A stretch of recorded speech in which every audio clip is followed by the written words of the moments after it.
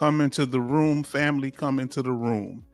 I am the H-Town Vet, and I would like to welcome you to this channel, a place where we will discuss a variety of benefits available to veterans, active duty members, and their dependents. Come into the room while we acknowledge Veterans Day and catch up with the family and see what you've been doing. Come into the room.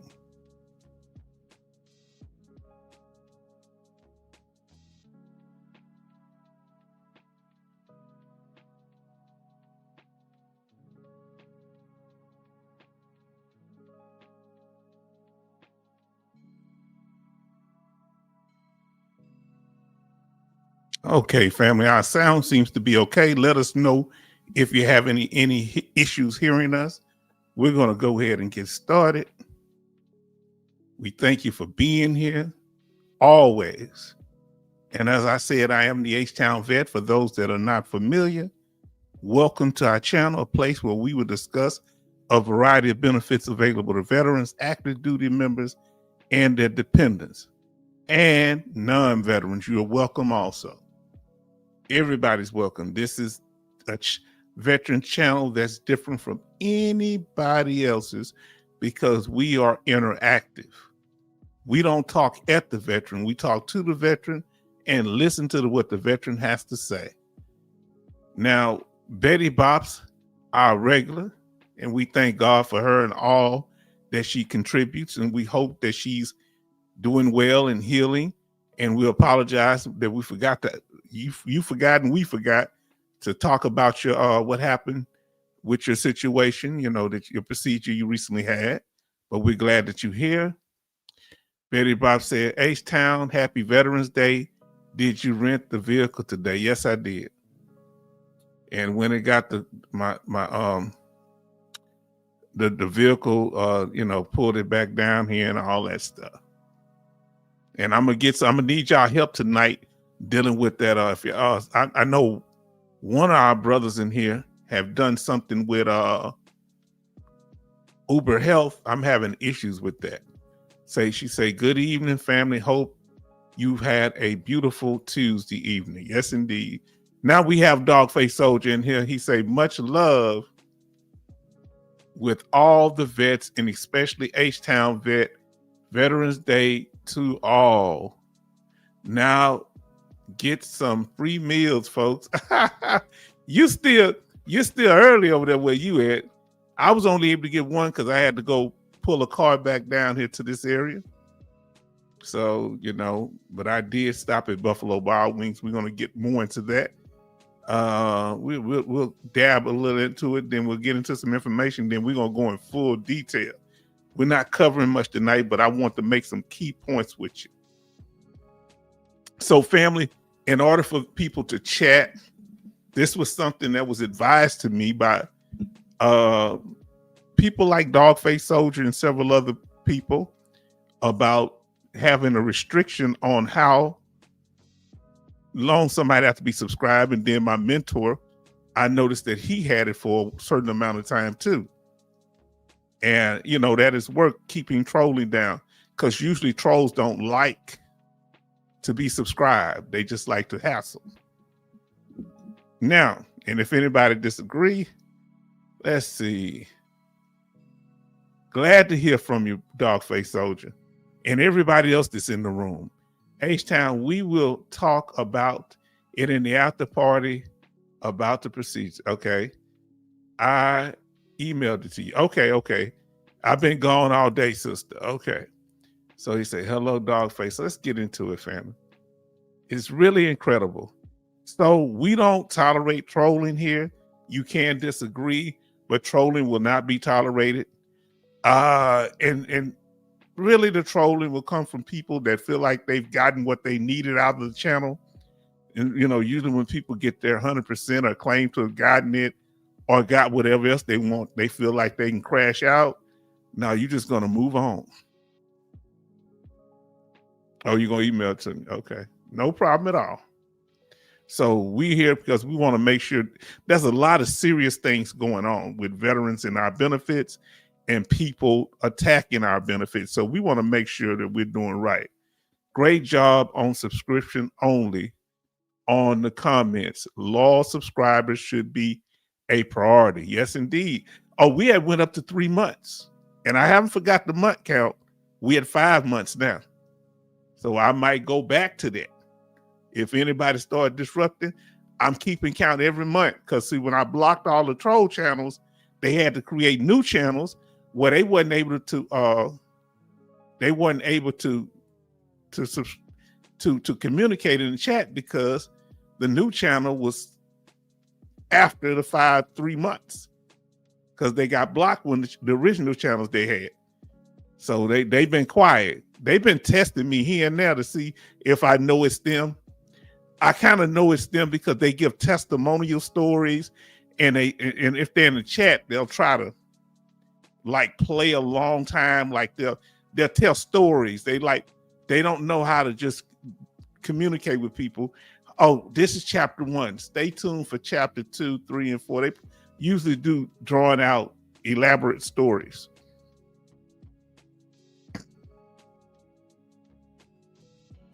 Happy Veterans Day to all. Let us know what you did today. Let's get a little bit what you do today for Veterans Day. Where did you go eat? All I went was Buffalo Wild Wings, family. I got to tell you the truth. I was on the road. I've been up since 5 something this morning. My daughter dropped me off at the U-Haul, go pick up the truck to go pick up my car that's having problems down there and my niece's school. Brought it back to the mechanic, came on back to the house. But Beaumont is almost 2 hours away. Now, but I did go to Buffalo Wild Wings. Where did you go, fam? Let us know. And we're going to get started on the information because we got some people really been listening. If this information is informative, please like, share, and subscribe. Like it. We want to win your subscription. Okay. Can't you believe it? Hold on. Can you believe it, vets? McDonald's, Popeyes, Burger King, Pizza Hut don't give no discounts, calling them out, multi-billion-dollar companies, and don't want to give us free food for one day. Did you hear it? They stingy. H-Town, was that Buffalo Wild Wings good? Yes. I got the Caribbean jerk. You know I can't eat it. Oh, yeah. Look who's in the house, family. Our sister Cynthia Morales says, hi, H-Town. Honoring you and all of those who served on Veterans Day. Thank you for your service. Thank you, sister, for being there. I feel so good. Everybody show love to Sister Cynthia Morales. And thanks to your husband and you honoring the other veterans, because thank your husband for his service and you for supporting him and your family. We wish you well. See how people are consistent. You see how when you about something right, people gonna come back. They gonna be around, huh? And Betty says hello. Say, Cynthia, hello. How are you? And they just showing, they happy to see you, Sister Cynthia. God bless you. I'm happy to see you. And then Cynthia say, thank you so much. Cynthia, thank you so much. So Dogface Soldier said, much love, Cynthia. See, family, we doing this thing. See, what makes it work is consistency. You know what I'm saying? You'll know what a person's all about if they are consistent, because if they're not genuine in what they're doing, eventually they're going to reveal who they are. And we got to just deal with those that are on code. Family. Now we're going to get on topic. Y'all can keep chatting what y'all doing. We kind of say, I'm so happy to see you, Cynthia. Man, it means a lot. Now, family, we're going to make some interesting points tonight. The topic for tonight is we're going to be talking about people that when people attack us and they try to put dirt on our name as veterans, this seems to be a thing. We thank y'all. We have 5 likes and 5 watching. Thank you. And how to counter that, to deal with this anti-veteran atmosphere that's going on right now. And we're talking about it on Veterans Day. So how to fight back against anti-veteran attacks. Okay, we're about to talk about it. First thing, keep the things that are private, about your benefits, your life, and everything else, your family, and things that are public, they're public, okay? It's a need to know basis. Huh?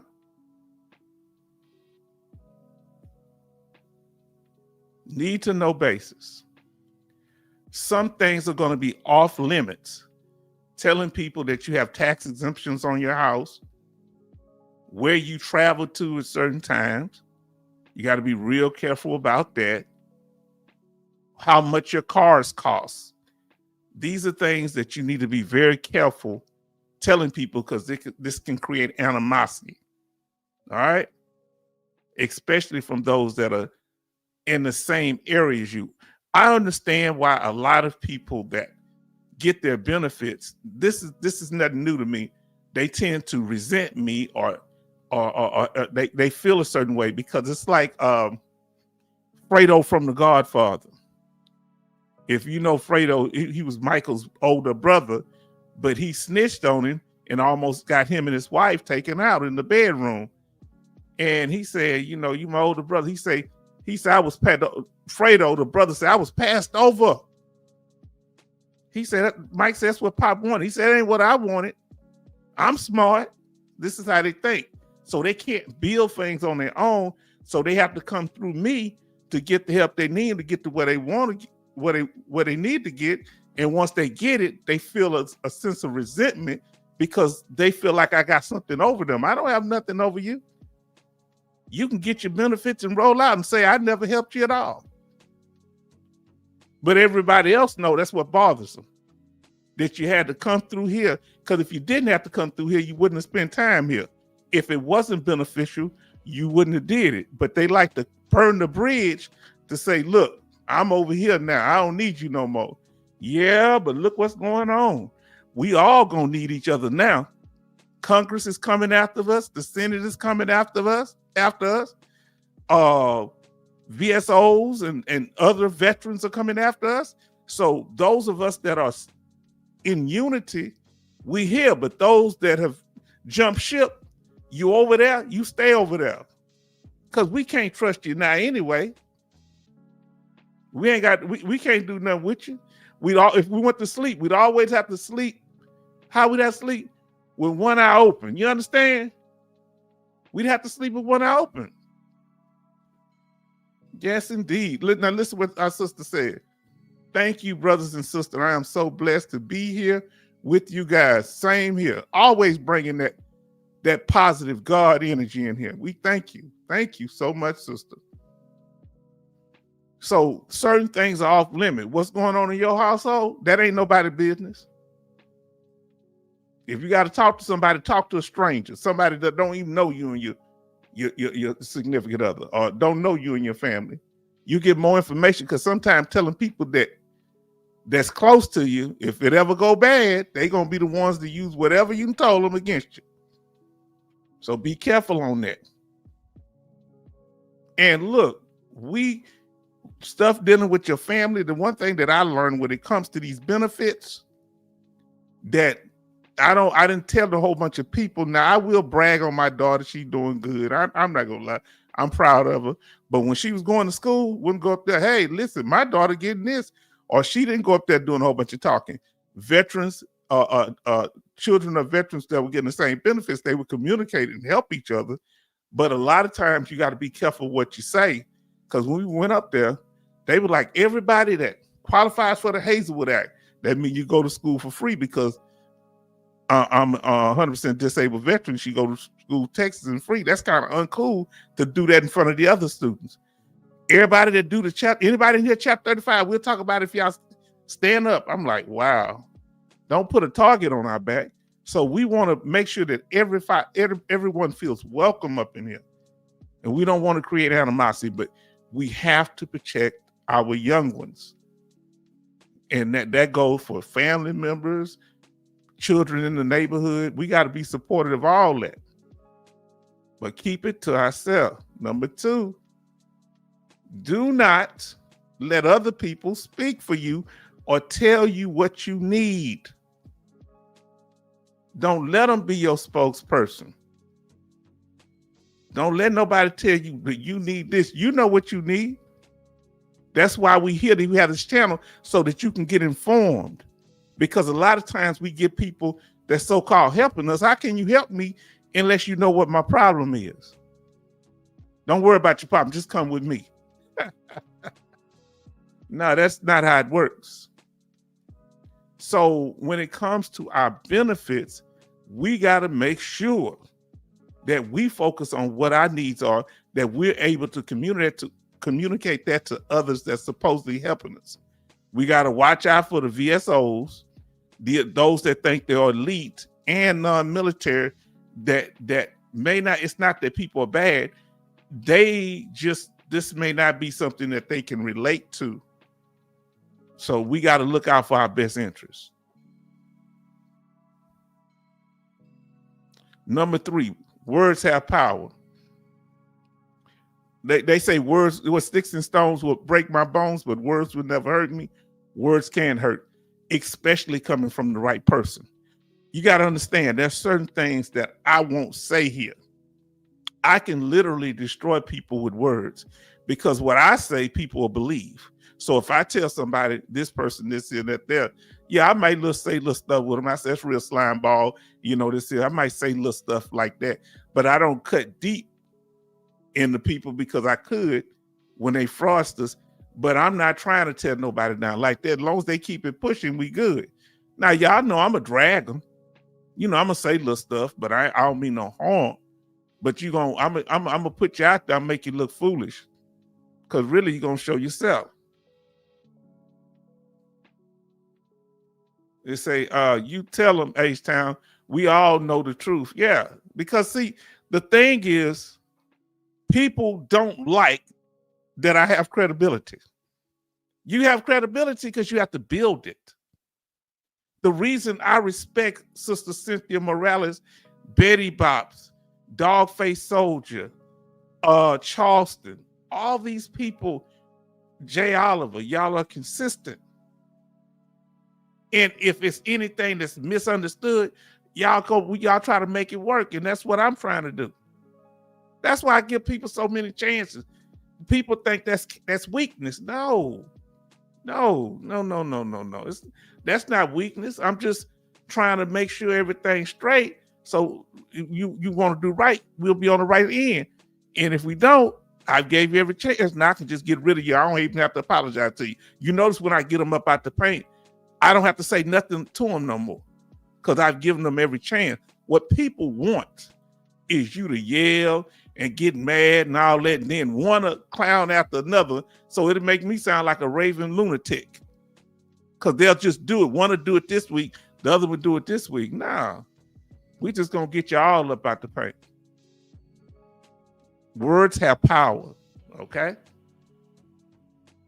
Now, that's why I say, even though this guy speaks from like a working class veteran thing, he says things that are detrimental. We're going to explain what the problem is.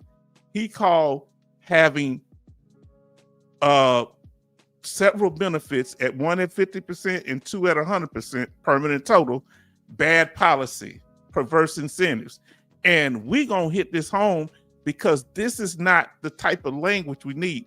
I'm going to tell you tonight why he said that. And I believe he was saying it from a place of desperation, most likely not to attack veterans, but really to do something else. And I'm going to explain what that is tonight. H-Town going to break it down. You understand? I'm going to tell you what happened. He took his eye off the ball, and I'm explaining why.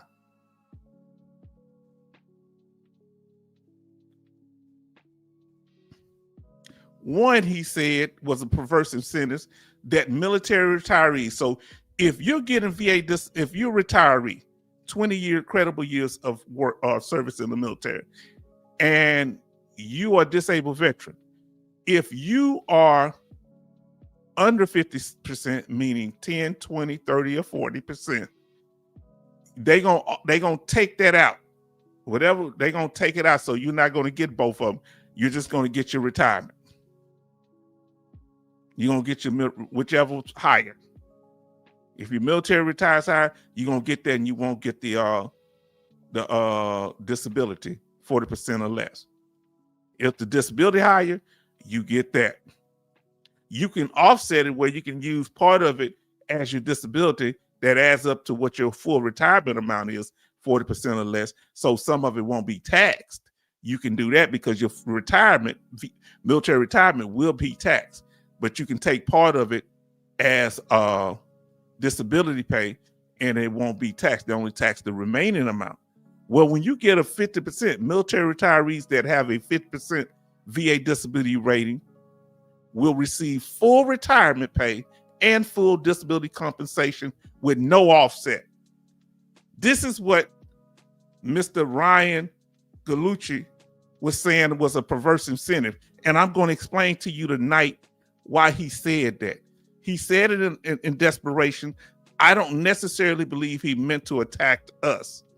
Okay? But you say, well, hold on, but we caught the straight. I'm going to explain to you what's going on. Family, I tell some and I keep some. That's why I keep you coming back, right? Huh? If I tell you everything I know, then you'll know as much as I do. Whoa. Oh, that's what my elders used to say. Tell when you're ready for it. So the next thing he went after was the 100% ratings, okay? Particularly 100% permanent and total. Well, you get that based on a criteria. Nobody's giving you 100%. But if you have 100% permanent total, it could be for mental health. Here's the thing. You get that Chapter 35. Who in here gets that Champ VA healthcare? If y'all get it, put a 1 in the chat, or if you or your family gets it. Put that 1 in the chat. All right. So he called this a perverse incentive, including the retirement. I'm going to explain why. I think he meant well. Now that sounds crazy, right? He meant well, but he was focused on one thing and not realizing that what it was going to do to others. Huh? We're going to explain. Put a 2 in the chat if your family qualifies for Chapter 35 educational benefits or using it. If they're 100% permanent total, they qualify. So my family, my dependent, and this is for the dependents, not for the veteran now. So number 1, my daughter had Champ VA healthcare and Chapter 35 educational benefits. Dogface Soldier, sign up when you get a chance. All right. Now listen, H-Town, did you see Dougie speak at the White House talk about taking care of veterans? LOL. I think he really takes care of his pockets. No, I didn't see it. If you had that, so too. So Sister Cynthia either knows about it or she's using it. I know she qualifies under her husband, so that's good. What type of thing you going to school? What you're going to school for, or you think about going to school for, my Sister Cynthia? Thank you indeed. And what your family do? This is what's the problem with Ryan Gallucci, the one that said bad policy, perverse incentives. He's fighting. His focus, I realized this by listening to him. His focus, he has a real axe to grind against the unaccredited claims agents. So he feels like it's a perverse incentive to offer chapter. So he can't do nothing about veterans going to unaccredited claims agents. So he think if you get rid of the offset and letting veterans at 50% get both their military retirement and Champ VA, that they won't go to they won't go to an unaccredited claims agent no more. That's not going to stop people. Or if you stop offering Chapter 35 educational benefits and Champ VA healthcare, that they'll stop going to unaccredited claims agents. While he's fighting against these unaccredited claims agents that he resent and calls claim sharks, the veteran is drowning. The veteran is the one losing. Because people are not going to stop going to it. While he's doing that, he's going to talk to these newspapers and trying to attack the unaccredited claims agent by going to the newspapers. But newspapers are in the business of selling stories and juicy stories. So when he go there and say, well, don't talk bad about the veteran, but what about the claims agents that represent them? See, the veteran good. They gonna be, this is what the Washington Post say. Okay, whatever you say, tell me more. Tell me more. Well, see, listen, this here, just get the bad claim, unaccredited claim agents, just get them. They say, okay. And when they write the report, he mad that they didn't say, they talked a little bit about the claim agents, but they went after the veteran. No, I didn't want that. They gonna take what words you put out there. I told you, if you're going for a CMP exam, okay, and you tell them that's how your day, well, 99% of the time my days are horrible, but 1% of the time I have good days. You know what they're gonna do? Erase all the first part and put I have good days. Did you hear what I just said? You got to watch your work. Say it's hard, it's rough for me. You when you go to a mechanic, you're not there to tell them what's right about your vehicle. You're there to tell them what's wrong. Now, remember, when he's battling and other VSOs are battling with these unaccredited claims agents, we are the ones that suffer. And we're the ones that are the collateral damage. When they have wars, what happened? The civilians are the ones that tend to be the most lives lost because they bomb cities. Now, so we don't want to be the collateral damage with a battle between these VSOs and Congress and these unaccredited claims agents. Now, let's see what our sisters say. And I'm about to talk about that. Now, yes, I am using it now for public sector management, but I do feel they should do more for spouses, especially going full time. Yes, indeed. I totally agree. Check and see in your state if they offer something at the state level, Cynthia, whatever state you're in, because they offer state programs. Go look it up. And you tell me what state you're in, and I'll look it up. Now, this is what they're doing. We hungry. Check out what's going on. They pouring a little bit in our hand, but they pouring it in a way some fall back in their hand. You understand? And they serving us stuff without clean hands. They got dirt on them talking about they representing us. Not really. Because you're back and forth. 1 minute you saying something to help us. Another minute you saying something to hurt us. Your intention is irrelevant. I don't care how good your intention is. The results is what I care about.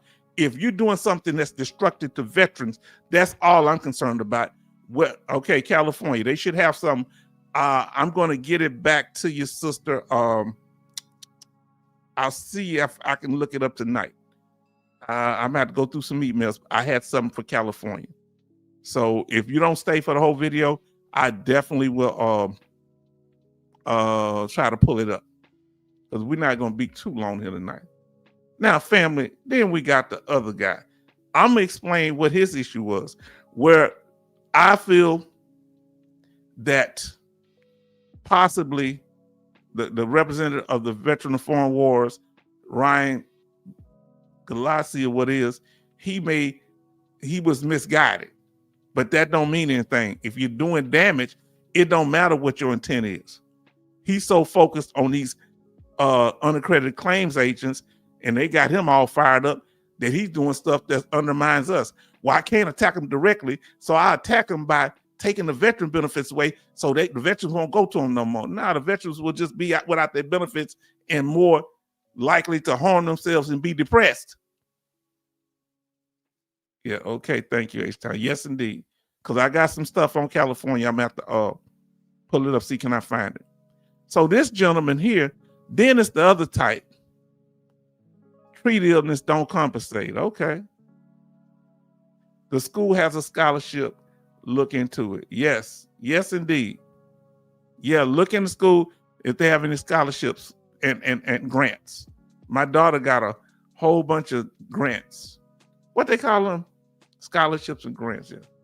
So he wants all veterans to go to work, especially those, this is Dr. Gay, Lieutenant Colonel retired, especially those with a 60% rating or lower.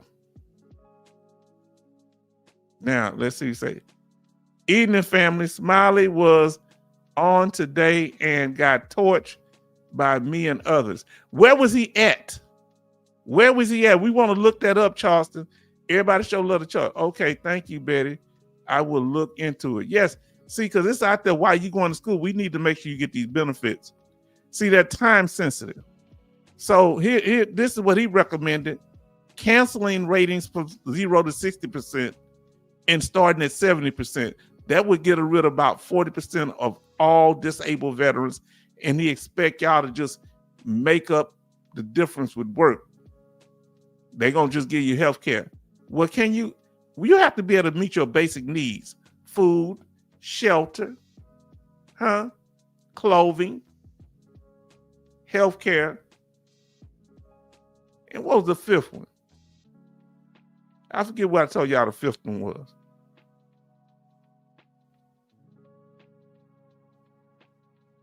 Oh, he was on there?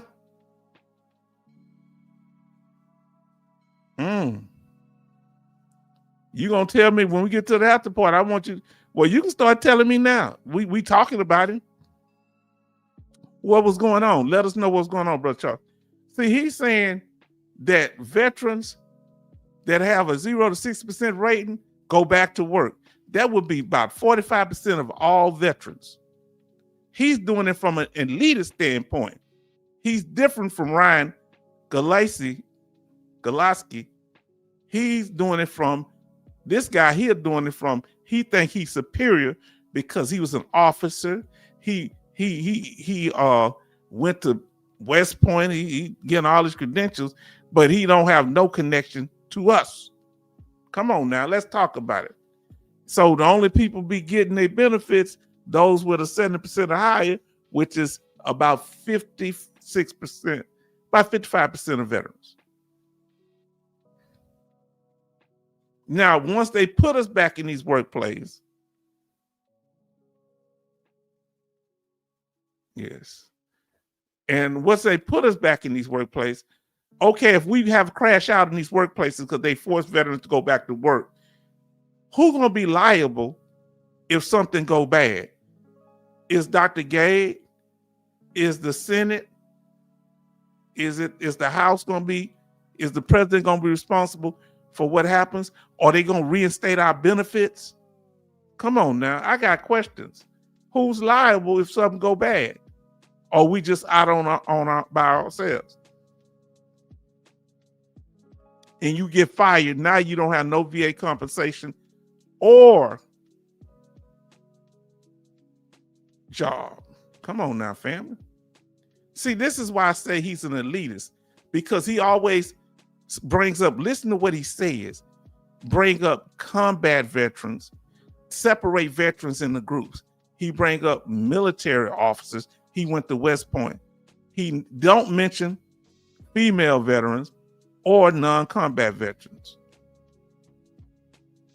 Now, let's see, say scholarship for your age, Cynthia. I got it two times. Okay, get that information. We'll make sure we get it to our sister, or you can put it in here in the chat. Okay, correct, H-Town. We torched him as enlisted. We're exposed like asbestos chemicals and officers didn't. Because who was doing all of the labor, Brother Charleston? Who was going into these places when they were burning coal on the bases back in the late 60s and early 70s when my cousin was in the military? He's older than my mom. He's my mom's first cousin. He was a sergeant doing that with the soldiers. The officers don't do manual work like that. So they may not be able to identify, right, with the risk that the enlisted go through. How do y'all feel about that? Do you think there's some time that the enlisted just don't get it? I mean, the officers just don't get it because they don't do the manual labor that we do many times. And I'm not knocking their responsibilities. Now, with this Dr. Gade, Lieutenant Colonel retired, I think he wants it to be the rich and the poor. I think he's trying to do a class system in the military. They don't like to see veterans have things and to have a stable life. They feel like, many of them, in my opinion, that think like him, they feel like we should always be working to the day we drop or homeless. Dirty deeds done dirty cheap. Exactly. The poor and the rich. They want to be sitting back. You think this man working? He's sitting back getting all kind of goodies and giveaways and smiling about what we shouldn't get. No, we speak for ourselves. So what about the enlisted? What about those of us that are just a regular veteran trying to make it? They want you out on their street. Ain't nobody gonna be paying attention to you. What about our families? Thank you for your service, maybe? Now, they're trying to make it where it's too risky for us to go for our benefits. They want to shame us, scare us, make us feel like we're committing fraud. She says, Sister Cynthia say, oh, nice. Okay, thank you. I will ask for that scholarship. See, when we know better, we do better. We don't know. That's why we're sharing it here. Do you think Dr. Gade gonna tell us anything about benefits? He get his, he slipped up and said it. While he was talking about us not getting ours, he said when he filed for his, what he filing for? I thought he was an officer from West Point. And she said, thank you. Oh, be blessed, sister. We have 7 likes and 9 watching. Thank y'all, family. Now, Charleston says enlisted always had fingernail inspection. You know what? I never thought about that. Well, I can't show you my finger. I cut my finger a little bit. I got like a little metal scrape, dealing with that truck, and just it's like a what do you call that? Like a paper cut almost. Yeah, no, it's nothing wrong with you filing. It's not a fraud for you to file for an increase. You file for your increase. Don't let nobody shame you into not filing for you get as much as you're entitled to, and you don't fully know what you're entitled to. How can they tell you not to go for 100%? You're not a doctor. The doctor will say whether you need 100%. If you're not working, you need total disability because you can't work, and we need to be able to provide for our families. Come on now, friend. Come on now. All right. Number 4, don't make the block hot. Veterans, Dr. Loomis is here. Super big Veteran Day to you guys. Yes, indeed. How you doing? Nice. Everybody show love to Fusion Studios. All right. Yes, indeed. Glad you're here. Now, let's not make the block hot. And I'm going to tell you one way you make the block hot, through trolling. Do you know that the VA, I'm sure different agencies, Congress, they be monitoring these things because they like to know what's going on.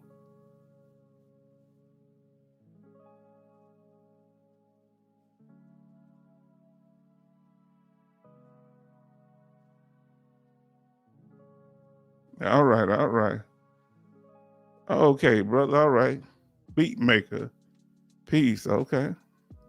Now, listen.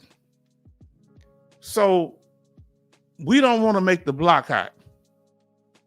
They showing love uh to a brother coming in.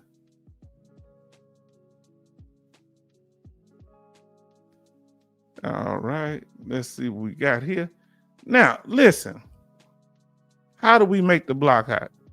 By drawing attention to ourselves. All right. Trying to draw attention. We here to support the group. We don't want to draw attention. You know, I got this and I got that. And that's one thing that they look would make a lot of these people come after us. Let me make sure. I can't read it, but I can put it up there so that it'll be up there so they can see it. Once you put that, I don't put it in there. So drawing attention to ourselves unnecessarily, fam.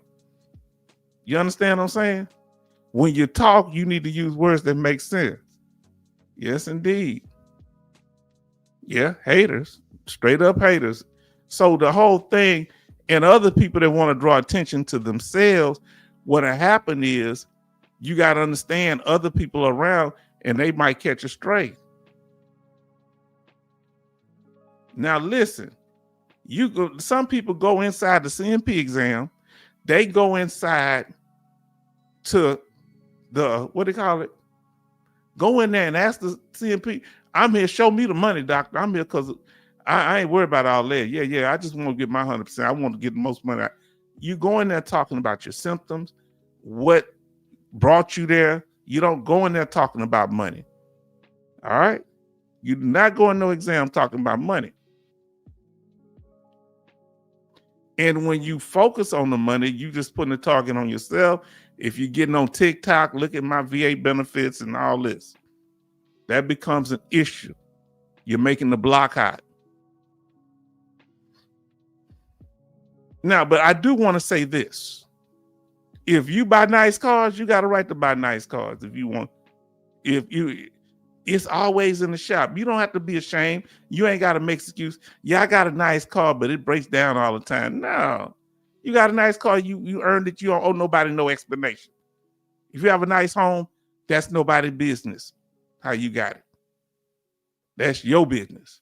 Don't be ashamed of having nice things.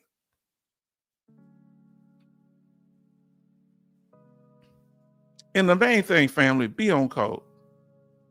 Be on code. Make sure your main focus is to uplift the veteran family here. All right? Now, how to fight back against anti-veteran attacks, family. Listen, we fight back. You all right? We just doing a little chatting today. She say, shoot, I'm late. Say, hello, talking to our brother Fusion up there. They say, thank you, Betty. I appreciate it. That's what we are to help each other. Yeah, one fall off one. We don't Fusion. We kind of don't do the hoorah stuff. Kind of talk where we can understand what you're saying. We appreciate that we don't do too much hyping up here. So kind of talking, in language we can all understand. Because we keep it, that's how we keep down trolling, Now, family, did we answer the question?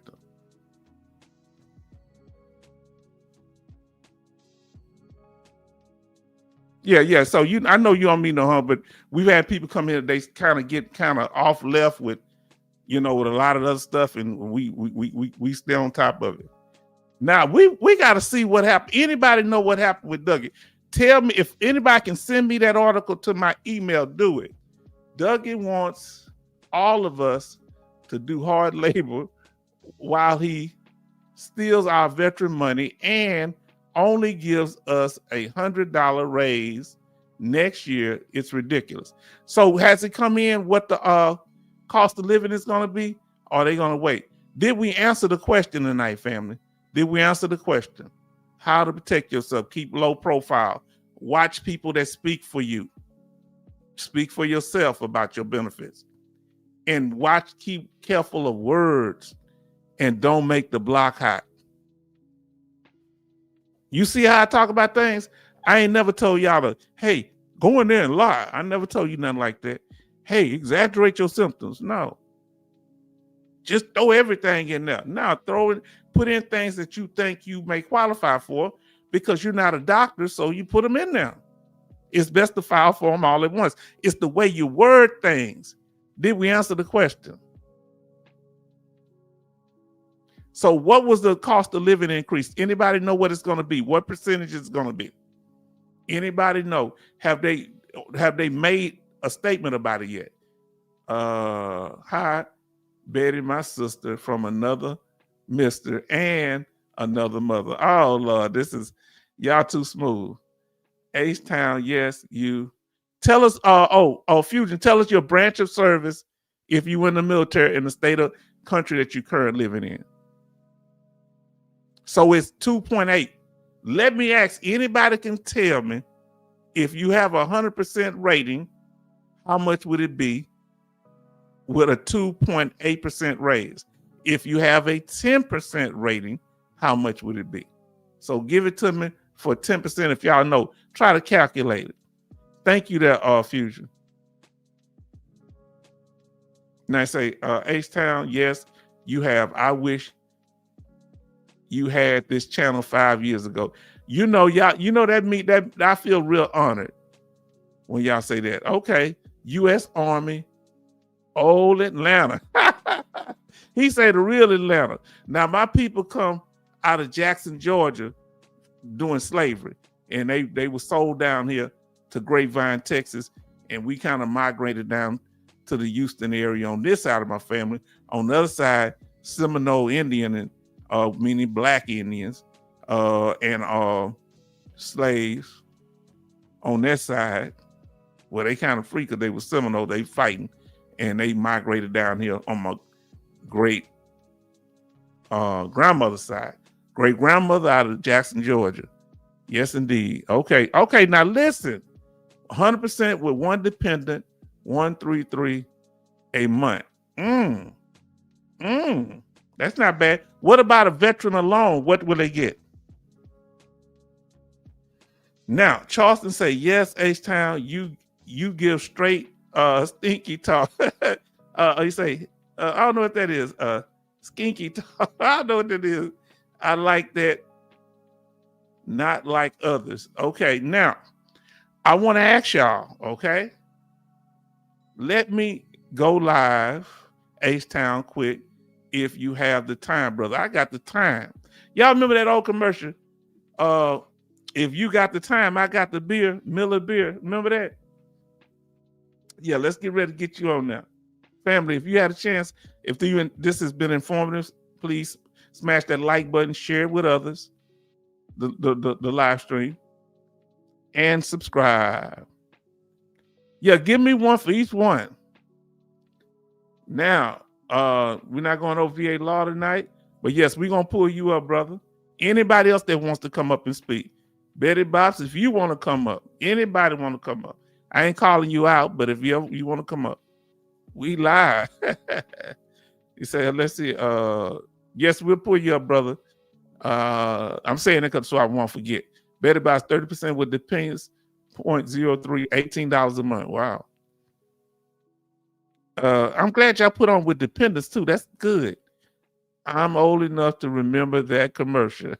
Yes, I am. Few to say we live. Yes, indeed. Now,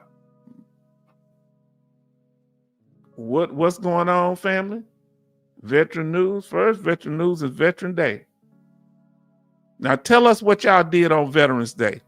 Did y'all go somewhere? All I went to was Buffalo Wild Wings.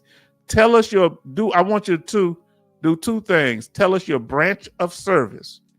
Because some of you may not spoke before, and I know you did tell us already, Fusion. But let us know y'all branch of service, and where you went today. Or if you want to say, did you go eat anywhere or you stayed home? I went to Buffalo Wild Wings, Army, and I went to Buffalo Wild Wings. I'm gonna just put BWW. Buffalo Wild Wings. That's what I did for Veterans Day. What else did y'all do? So we had Farm Girl say U.S. Air Force, and I picked up hay today and put around the farm. Oh boy, you know that's a farm girl for you. She's true farm girl. Now listen to what Fusion did. Don't get out much. Yeah, I feel that way too. But we hit the Olive Garden tonight. What did they give a whole free meal? Let us know, was the meal totally free? Let us know what y'all did. Got a free cupcake at First Store, even save. Now, okay, yes, indeed. Now listen.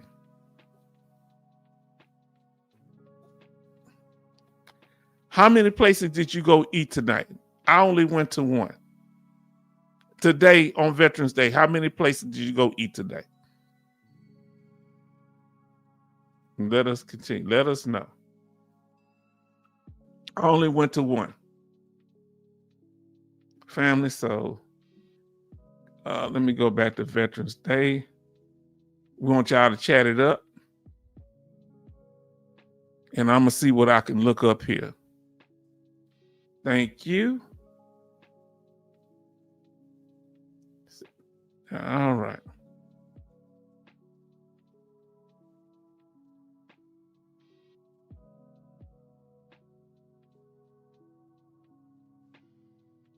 So got an entree with, I guess that's ravioli, super great.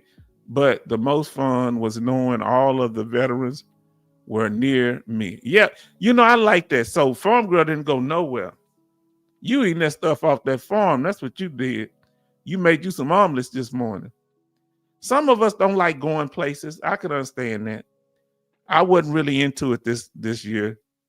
A lot of the stuff going on, just, I don't know, My, look, y'all ever seen those huge burritos? Huge burritos, they are amazing. Let me see, can I put myself better? Oh, Lord. All right, now y'all can see me better here. My son brought me a huge burrito from our small town taco truck. Tasty. Yeah, those taco trucks, they hit. You get the right one, they gonna hit good. Now let me see. While y'all doing that, family, just chat away. If y'all send me anything, let me know. Sister Boy say she got a TDIU.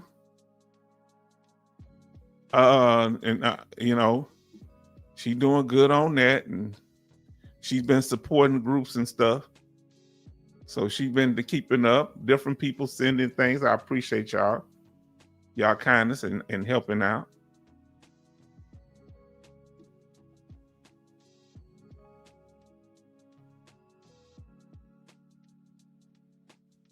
Make sure I got this right thing.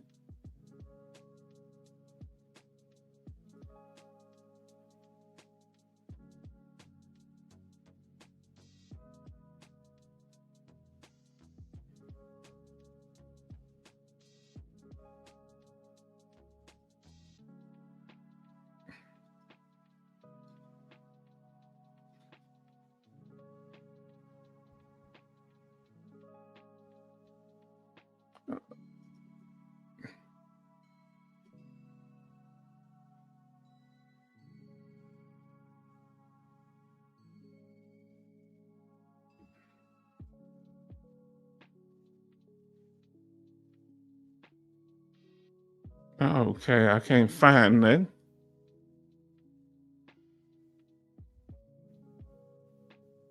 Give me a second. I was trying to find. I'm gonna have to do that on another day, sister, because I'm not able to find it right now. About the California information, because I had it in here somewhere. Now let's see what y'all have. So we'll get that to you, sister, Cynthia, but we don't have it tonight. So be watching on the next live streams. But we are talking about Veterans Day today. What did you do? Where did you go? Did you sit on with the family? What happened? Now, U.S. Navy, Betty Bob say U.S. Navy, I went to the doctor for my post-op to look at my incision. Okay, she had surgery. I had went to the VA emergency room Saturday night. I had an allergic reaction to the wound dressing. Okay, prayers are with you, sister. Now, Cynthia said we went to Chick-fil-A and Starbucks. I heard Chick-fil-A. What was Chick-fil-A giving, Sister Cynthia? What were they giving there? Farm Girl Rebel. And did you go anywhere else but Olive Garden, brother? Fusion. Farm Girl say, oh, no, Betty, everything okay? That's what we concerned about. VA emergency room knew a gallbladder surgery. My doctor at the VA did my NP. Pre-op paperwork, okay. Okay, so they knew that you had the surgery. Now, my VA surgery room, put at in front of you. You don't want me sharing this with other people. Put at, I don't know if y'all want, but my VA emergency room is over an hour away. So I have to make sure someone calls the 1-800 number and let them know I'm there so it will be covered. Yeah. So when you go to another doctor, I get you. You only have 72 hours. What she's saying is this. You only have 72 hours. I want y'all to listen, to let the VA know that you went to an outside doctor. If you qualify for health care at the VA and the VA will foot the bill, usually at 50% or higher, or it's your service-connected disability, it could be 0%. They're supposed to cover it. But you gotta make sure you use your ID card, show the ambulance and everybody that ID card. Okay, sounds good. Thank you, H-Town. Yes, I'm gonna look for it. I couldn't find it, but I'm definitely gonna get into it. We'll have it by Sunday, sister. Now, Farm Girl Rebel, I always wondered what would happen if, we might have it Thursday. I always wondered what would happen if someone got in a car crash and couldn't talk to let them know to call the VA. One of the congressmen said he was trying to pass a bill that the time did not start until the veteran got out the hospital. You understand? He wanted, that's what that's one of the veterans that's disabled in there in the Senate. And I appreciate him for that. Farm Girl Rebel sounds good. I can't eat at post-op day 6. Oh, wow. We want you to be concerned. I usually like to do a tour, but they had slacked up on the juice. But I think it'll going to change slightly as we move through this administration. We'll see. We'll see. Now, bummer, my GI had some issues after the surgery, but I can be pretty much eating anything now except, what is that? What is that? I know that sauce. Morena sauce. What is that? I forget how to say that. Does that go for dental? Now, dental is covered at if you have unemployability, it could be a temporary 100%, TDIU, or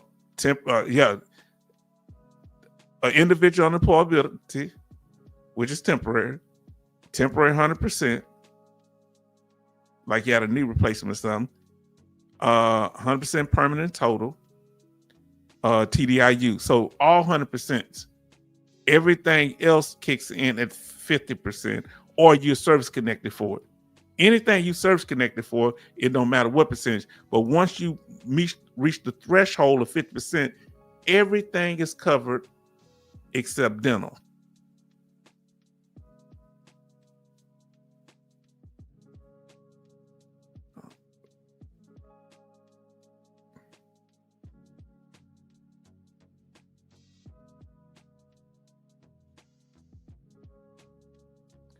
Now, let's see.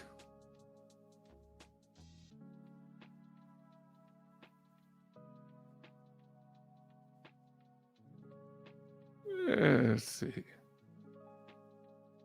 We getting ready to pull our brother up here in a minute.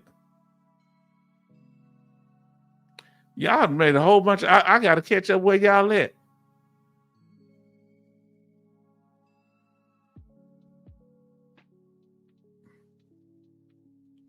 I'm so sorry, Farm Girl Rebel.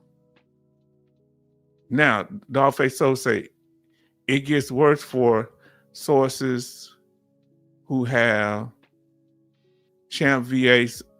You literally have to go to a literal VA hospital for urgent care because no one would take you significant other. Now, you should be able to go pretty much anywhere with Champ VA, bro. If you having any problems with Champ VA, let me know. They take that. All you got to ask if they take Champ VA. That doesn't make sense. That's a California thing. Okay. All good now except that darn spaghetti sauce.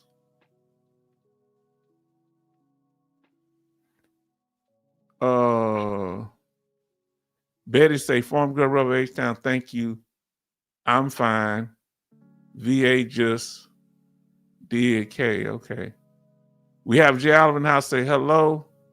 And then we had Sister Cynthia. We got a free chicken sandwich and a free coffee. Oh, at Chick-fil-A. Now, I mean, spouse with Champ VA. Okay, yeah, we got to talk about that. I'm got to get ready to send you that. New dressing, and I have new dressing, and there was no infection, but swelling. Thank God, no infection. But we want that swelling to go down too. They gave me ice pack at the VA hospital. Okay. Just be careful on your statements. When you're making statements that's talking gobbledygook, it's going to be pulled out, okay? So, I we warn you. We'll warn you here, but you ain't going to statements that's talking nonsense. We ain't doing that here. So when you get timed out, the next thing, you know what's next, right? We say what we mean, and we mean what we say. Now let us continue.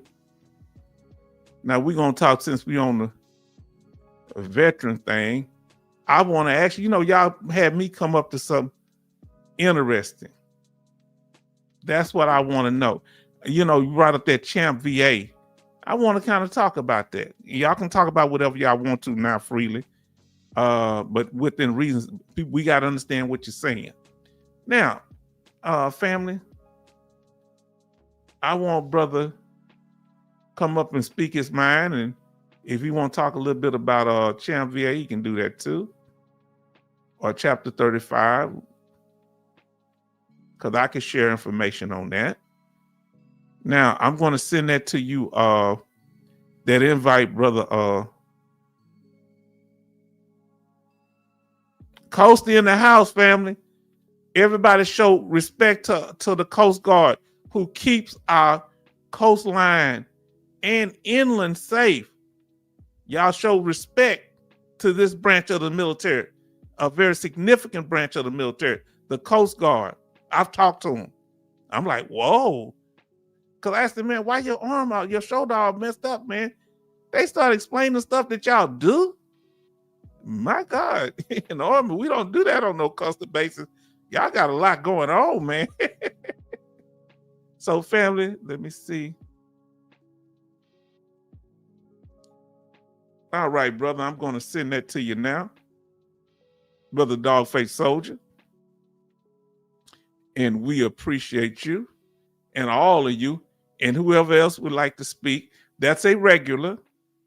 This is going to be the people that's been here at least 6 months or more. I might have to start doing that. But at least, I ain't gonna say 6 months, maybe 4 weeks. We'll give you 4 weeks. I don't know. Now I don't know about that. At least 3 to 4 months. So I'm gonna have to figure out the time frame. You have to be a regular around here because I ain't letting just anybody come up because I got to see your face. If I had never seen your face, you're going to have to at least show me your face. I won't put you public, but you got to show me who you are. Keep down trolling issues. Now, let me get my brother. See, I know who this brother is because he showed me his face, even though y'all might not see it. I've seen it. Now, I'm going to send you that link now, brother. I don't know why I sent it here. All right, I'm sending that to you. Once you get that link, brother, Dogface Soldier, send it to me. I mean, click on it. Now, listen to what our brother say. Had a vet with 80% at my tent today for 30 years, a couple of eye surgeries, and prescribed eye drops. Oh, wow. Now, tell us more. Are you, Gerald? I think you're the one that's always telling us about eye drops. What is the significance of the service connection dealing with the eye drops? Let us know. Now, Charleston say, evening, Coastie. Thanks for protecting our sailors on the coast and inland lakes. So we got sailors everywhere. You understand? We got Dogface Soldier in the house, and what we gonna need you to do is watch your mouth. And I want y'all to know, but trolls, if you come up, we know all the tricks already. Either you're gonna do the Google Babble, talk nice, then Google Babble. Talk nice, then Google Babble. Or you're gonna be coming up, telling your testimony, draw us in, then, hey, I'm not a woman, I'm a dude with a thong on. We getting you up out the paint. Now, family, let's listen. Our brother is here. And we want to talk to our brother Dogface Soldier. What's good? What's good, H-Town? What's good, vets? Happy Veterans Day to all. I hope all of y'all had a blessed day for Veterans Day. And I wanted to commemorate you guys for everything you've done individually. Everybody has a story, what they've gone through. So I just wanted to give a shout out to everybody. And especially to you, H-Town, man. You're doing your thing, man. Much love to you again, man. Now, let me ask you this here, brother. Were you able to do anything today with your family as far as Veterans Day? Yeah, I've been going around on, just like I commented earlier, been going around checking out for different places, and you know what? I got some Little Caesars. Little Caesars Pizza. Little Caesars Pizza. But you know what, brother? I've been surprised because I've been calling around, driving around, checking out for different places, and a lot of places that are multi-million-dollar companies, multi-billion-dollar companies, they don't even provide military for veterans. No. And some say that they give you 10%, but that should be a norm. 10% should be a norm for every place they should go, especially for veterans.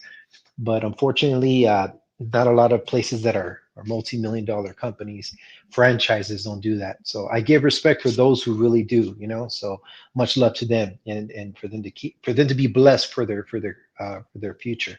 But for those that don't appreciate veterans, because it clearly shows that they don't, I'm very disappointed in them, Yeah, it's like a lot of the smaller companies, or that's not the multi-billion-dollar mega companies, the ones that's not as big as them, they tend to reach out to veterans. But somebody was telling me, like with, I think it's Lowe's, the founder or the person that started Lowe's was a veteran themselves. Wow. Mm-hmm. Yeah, so I learned that because I was saying, oh, they have veteran parking at Home Depot. And I think Brother Charleston and somebody else had to correct me. I think it may have been Farm Girl Rebel said, nah, they have it at Lowe's, because somebody told me he was a veteran. And everybody's showing love. Everybody show love to our brother here. Thank you. So now tell me this here.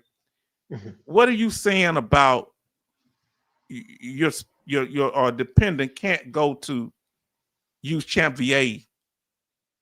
Yeah, just to long story short, she was sick, And and it was it was part of my problem, part of my fault, because I should have called and I should have checked around my area, especially living here in Southern California.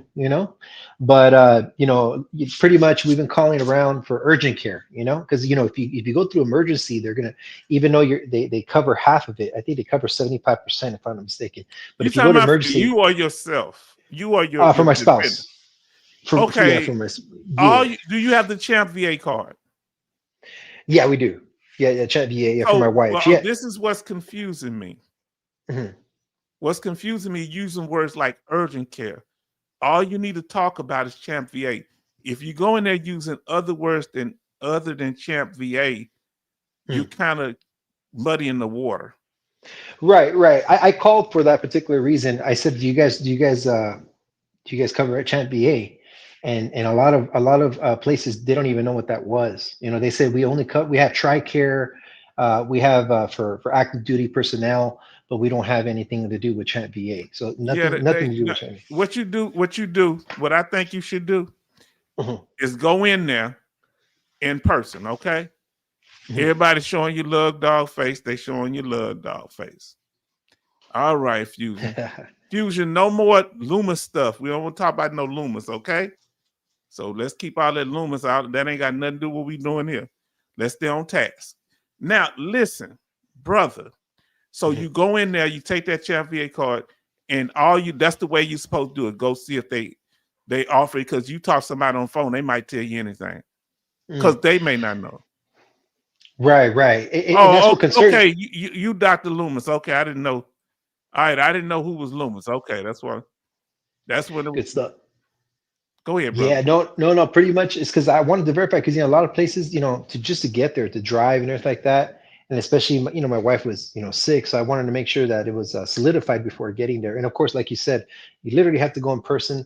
So it's very unfortunate that people don't have the knowledge of what Tramp VA is about. If they don't know, they should transfer you to someone that does. But that should be a policy, for people to know about what's this Tramp VA about. So long story short, what we ended up doing, just to play it safe, I called the VA hospital in Wilshire, in Los Angeles, and they were able Yeah. to take her in, but it was about an hour drive, an hour and 12 minutes away. So we drove all the way Oh, the down there. remoteness. Okay. Yes. Yeah. So he's kind of out in the rural area from what he was saying. So he was telling me. So it's the remoteness. Okay, I got you now. Yeah, just the distance of the VA emergency hospitals, like the main facilities, because You we don't got have we to go got to a you don't have to go to a VA emergency hospital. She can go to any hospital that accepts Champ VA. right. Right, exactly. But everybody here where I live in my area, because we have a lot of urgent care clinics, and even major emergency rooms. But we didn't want to do the emergency side. We wanted to go do the urgent care side, because we had time, and none of them knew what. A lot of people didn't know Okay, what Champion was about. now it makes sense. It Yeah. wasn't the major hospitals, because most of the major hospitals going to accept Champ VA because it's a whole bunch of money. They get the money like this. Yeah, that's what I was confused. I was like, I don't understand why these people don't even accept it. But Well, I but urgent care is a smaller entity. So Mhm. what the VA has done is where veterans can go to some urgent care. They had a list of it. Right. Okay. Right. Yeah, and when I check the list, every one of those locations are like in Fullerton, or they're like far, and there's nothing that was close by that accepted, Champ VA, in particular. So that was very unfortunate. I was looking all over. So I said, okay, long story short, we went to the one in Los Angeles, and luckily it was on a Sunday. Everything went well. They took her in and they took care of her, which was amazing. They gave her medication afterwards. But man, it's very unfortunate when you have to go through that, and have that confusion with the operator or the people that are working there. So I think the VA should do a lot more extensive work when it comes to the Chat VA side with your Now the spouses. Champ VA is more, that program is not from the VA hospital. That Mhm. program is through the Veterans Benefit Administration. Now, Mm. sometime, I want you to follow what I'm saying. Sometime your spouse is allowed to go to the VA hospital. Sometime, hold on, Right. did I look like I muted you? Oh, you muted yourself. No, I'm good. Okay, Yeah. because you want to hear me. Okay, you don't want to know Yeah. back noise. Gotcha. Yeah. So sometimes they you can go to the VA hospital, ask your local VA, especially if they have a woman center. Okay. Then sometimes they can go to VA clinics. Now they stopped them from going to VA clinics a couple of years ago down here. So you got to check that too. Okay. Gotcha. Now let's see Yeah, what she definitely. said. Because this sister's in a rural area. She said, I'm going to have to make some calls to find out if any of the more local clinics accept Champ VA. See, now you got other people thinking See what because I'm she's saying? in a rural area. See, I didn't know what. See, that's why when I'm asking stuff, it ain't that I question your integrity. Right. No, I for say sure. something I'm missing something, and it's Yeah. these. See, I know about the urgent care, and what he's talking about is these urgent care that's in these shopping centers. They'll accept a veteran in a minute. They'll accept a veteran. Take your ID card. You might be able to get a Nexus letter there, huh? Yep. See, Exactly. listen. Here's the thing. And matter of fact, at the VA clinic, they had a list of them that you can go to this urgent care, you can go to this urgent care, and we'd be covered. So if we couldn't make it to the emergency room at the VA, family, what's your suggestion dealing with emergencies, especially with spouses? What is some of what y'all think need to be done dealing with this Champ VA? Let me see. Can And I put both? and just to add upon that, a lot of the emergency, like the major hospitals that have an emergency, do accept spouses when it comes to an emergency side. But when it comes to like the urgent care, it's very muddy. But the emergency side, the only problem is because they only cover 75%. When you go through Right. the emergency, it's much more expensive than the urgent care. So we're going to end up paying a little bit more than going through Okay. their than urgent care, going through the emergency, which is unfortunate.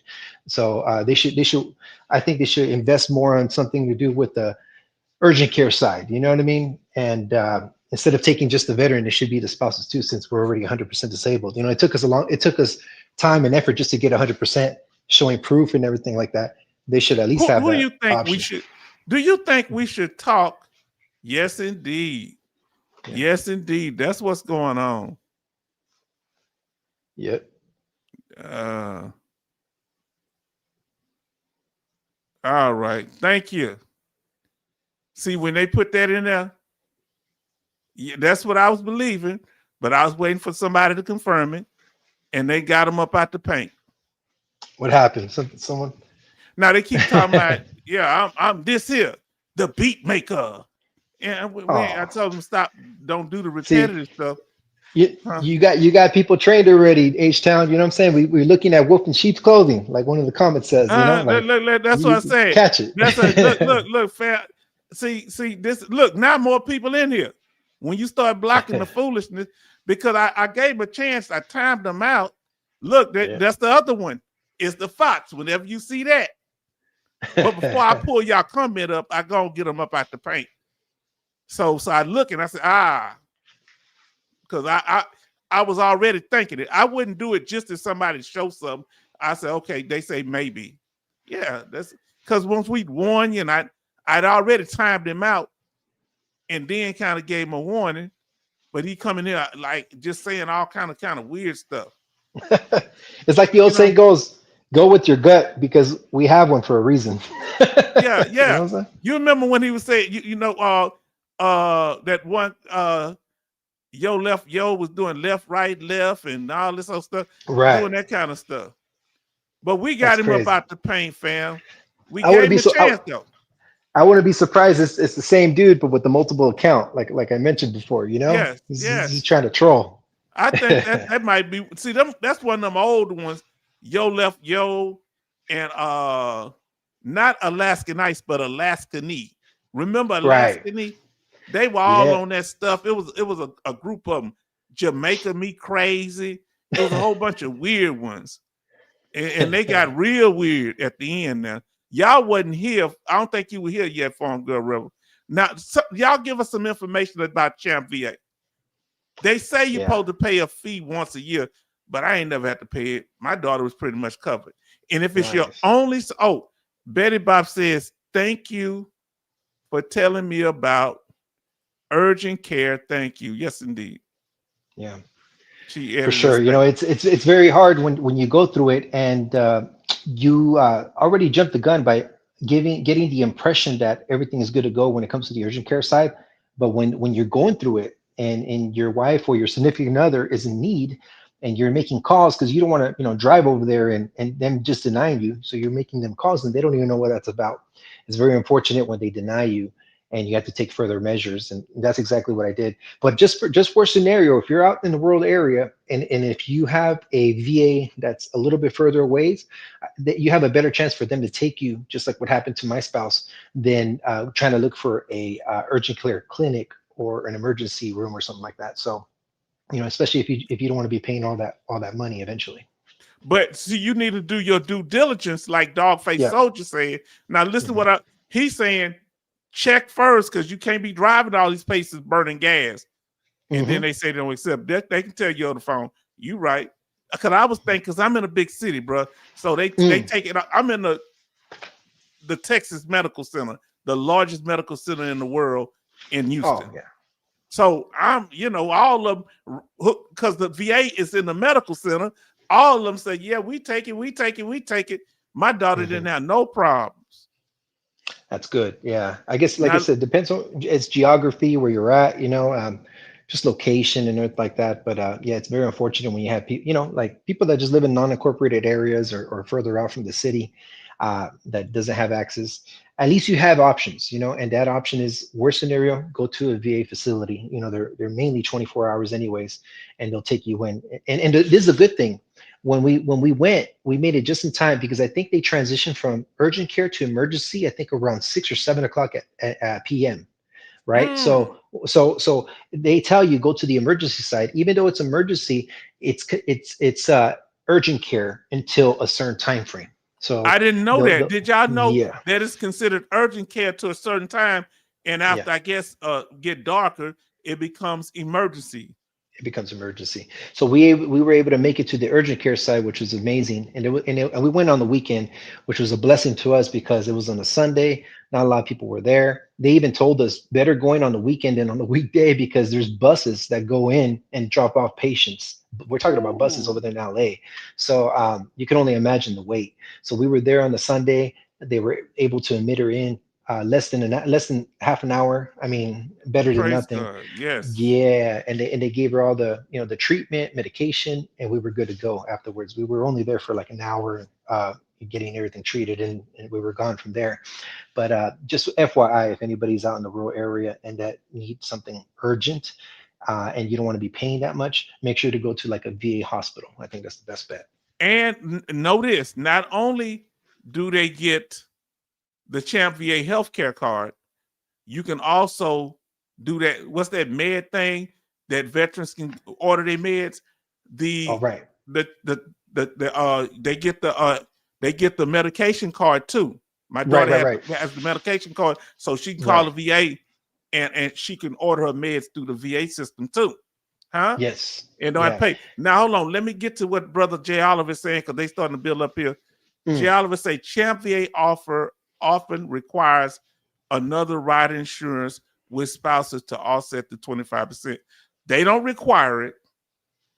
If they have another insurance, Champ VA just catch up whatever the other insurance don't cover. right, Do that make sense?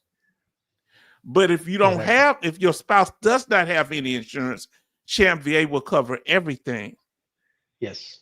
Did you hear what I said? Watch the Yeah, video. and it's true what you said, H Town. I didn't mean to cut you off, brother. When they prescribed us the medication, they because I guess the medication part is downstairs because there's floors. So we went to the bottom floor, and that's where the medication side was at, and they didn't charge us a copay or anything like that when it came to medications. They just gave it to us.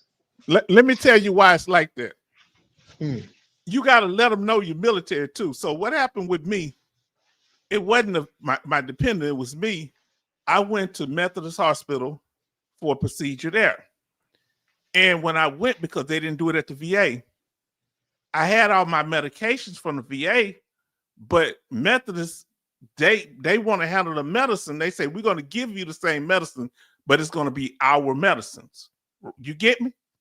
Yeah. Because they don't want me taking medicines that they don't know exactly what it is. So they gave me medicines. Then they had this $2,000 bill for medicines.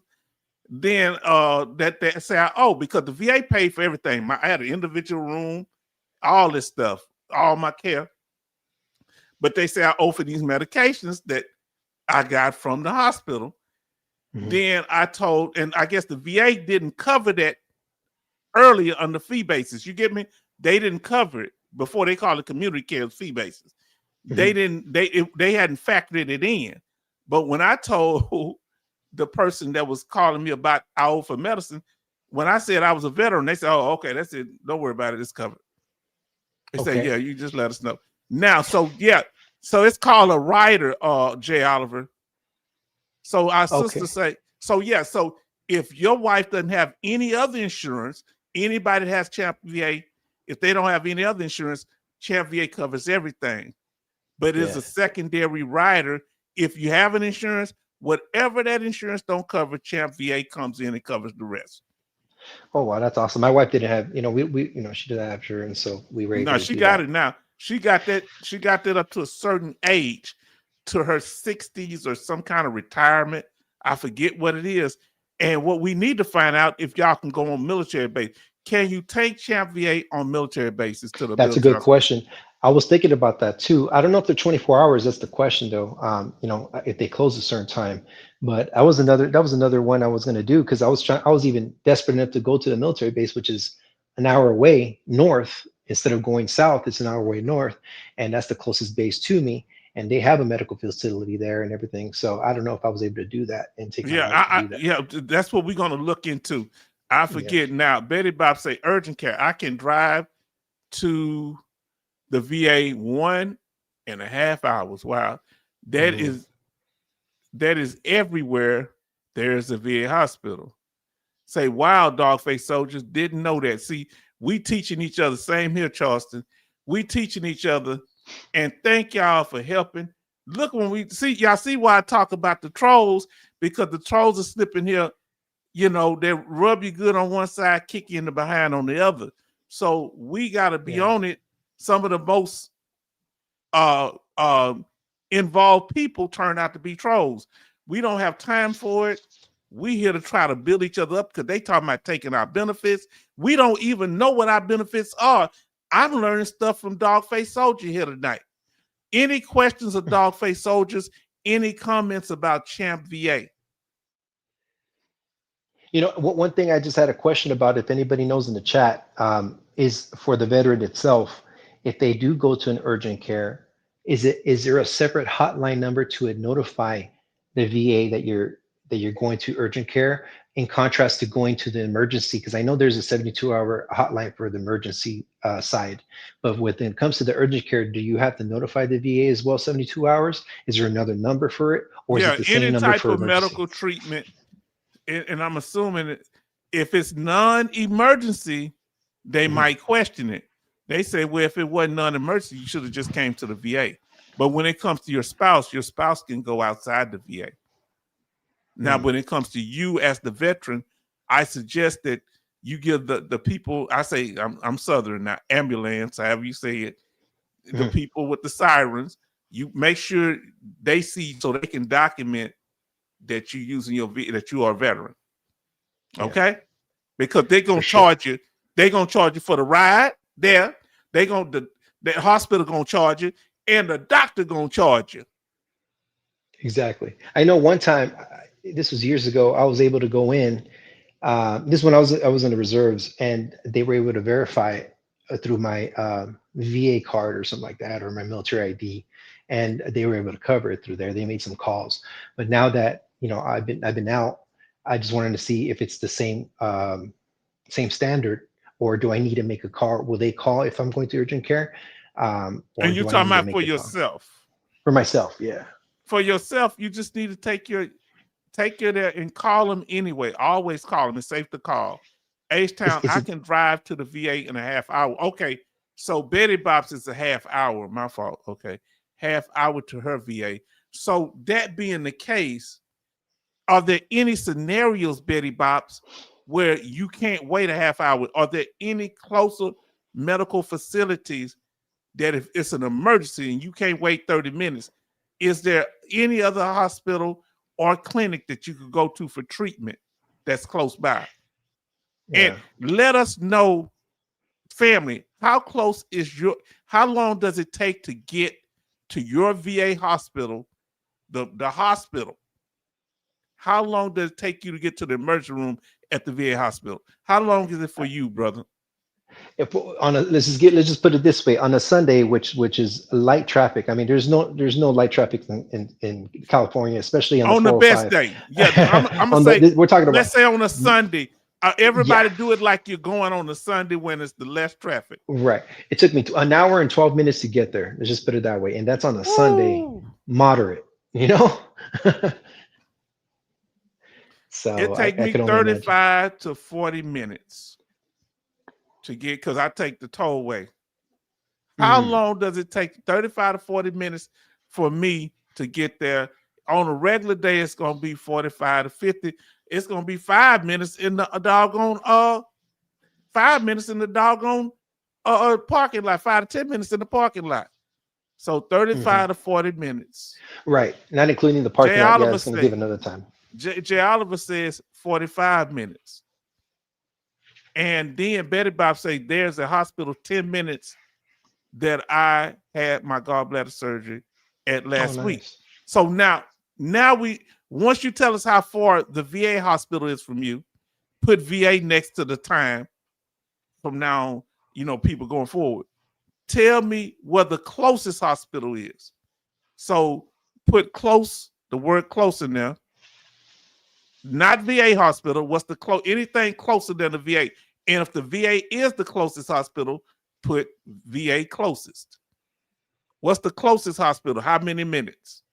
The closest hospital for me, when emergent cares, I say 5 minutes away. Yeah, mine's is 20 minutes away for the regional hospital that's close by to us for the emergency only. But I called for urgent care, and they don't cover Chat VA for urgent care, only for emergency. Okay, you say you call for urgent care, and they what? And they don't cover urgent care for Chat VA, only emergency. Oh, okay, just regular urgent. Hold on. Urgent care is like just regular going in there for stuff, but they will allow Champ VA for emergencies. Yes. Oh, so listen, fam. So call them and check in your area. That's interesting. So they would see her if it's an emergency, but just for regular urgent care going in there, and it's not a super emergency, they're not going to see her. They're not going to see her. Yeah, and that's what I was trying. How many places turn you away? 20. This man say 20 urgent cares turn them away. Yep. How close was the closest one, brother? 5 minutes away. 5 minutes away, and he got health care. Maybe they don't have nothing connected with the VA. That's exactly what I'm trying to say. Where's Dougie? What is Dougie doing? You know what I'm saying? Like, I understand, when it comes to the VA, it comes first and everything like that, but like, he's not even helping the veterans. But let me just put it this way: even if he is helping the veterans, the spouses are suffering, and a lot of the spouses out there don't have insurance, unfortunately. I never really, you know what I noticed? Y'all tell me if I'm wrong. I never hear Doug Collins talking about the dependents benefit. Nope. Never heard him talk. Y'all correct me if I'm wrong now. He talks about the veteran, but not their dependents, because at 30%, our dependents get benefits too. Betty Bob says it takes her 30 to 40 minutes, depending on who's in my way. I hope you don't run over whoever in your way. Now, listen. Yes, back in 2002, I was taken to a civilian hospital when they found out after emergency room I was veteran regular at VA. They transported me. VA paid for that, but I had to pay for the first ambulance too. So the first ambulance to the hospital, he had to pay for it, Brother Charleston. Wow. But when they found out he was a veteran, from there, from that civilian hospital to the VA, tell me if I'm right, Brother Charleston, the VA paid for that. That's cold. Man, that's crazy. The And Virgin and we're Mercy. talking about we're talking about a veteran too. It's not like if it's a spouse. We're talking about a veteran. Imagine that, you know, them charging Charleston the first trip, but then the second trip, then they cover it. Imagine for a spouse. It's You cold. know? And see, this the thing. That's why we got to make sure these. See, look what Betty said. Betty Bob say that the nearest civilian hospital 10 minutes away. We should be able to go to these hospitals and not. Our 72 hours shouldn't start as soon as we get to the hospital because we might be in a coma, right? It should start like the congressman said, 72 hours after we get out of there. Because our family is going to be upset about us. They may not know to call the VA. Now, he say, now listen, this is serious business here. And a lot of these people are not in rural communities. Jay Oliver say VA 45-minute commute, 15 urgent care 5. Okay. Wow. Okay, VA 45 minutes, community care 15 minutes, urgent care 5 minutes. Now listen what Coach is saying in Massachusetts. Closest 20 minutes, VA 1 hour. Woo! You should be able to do that. You can't wait no 1 hour for everything. We're gonna have to go. We're gonna have to talk about this Dougie situation, Charleston. I know you're gonna get triggered, but we got to talk about. You say where did he talk at? Yeah. So he was today. They were commemorating the veterans at the White House with Donald Trump and JD Vance.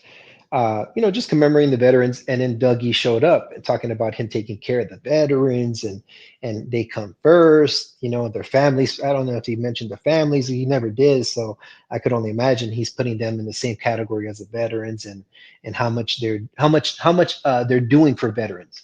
And everything that you discussed, everything that you put out, because it's facts, what you put out, it contradicts what he's saying, you know? Okay. And he's out there in the media talking about this.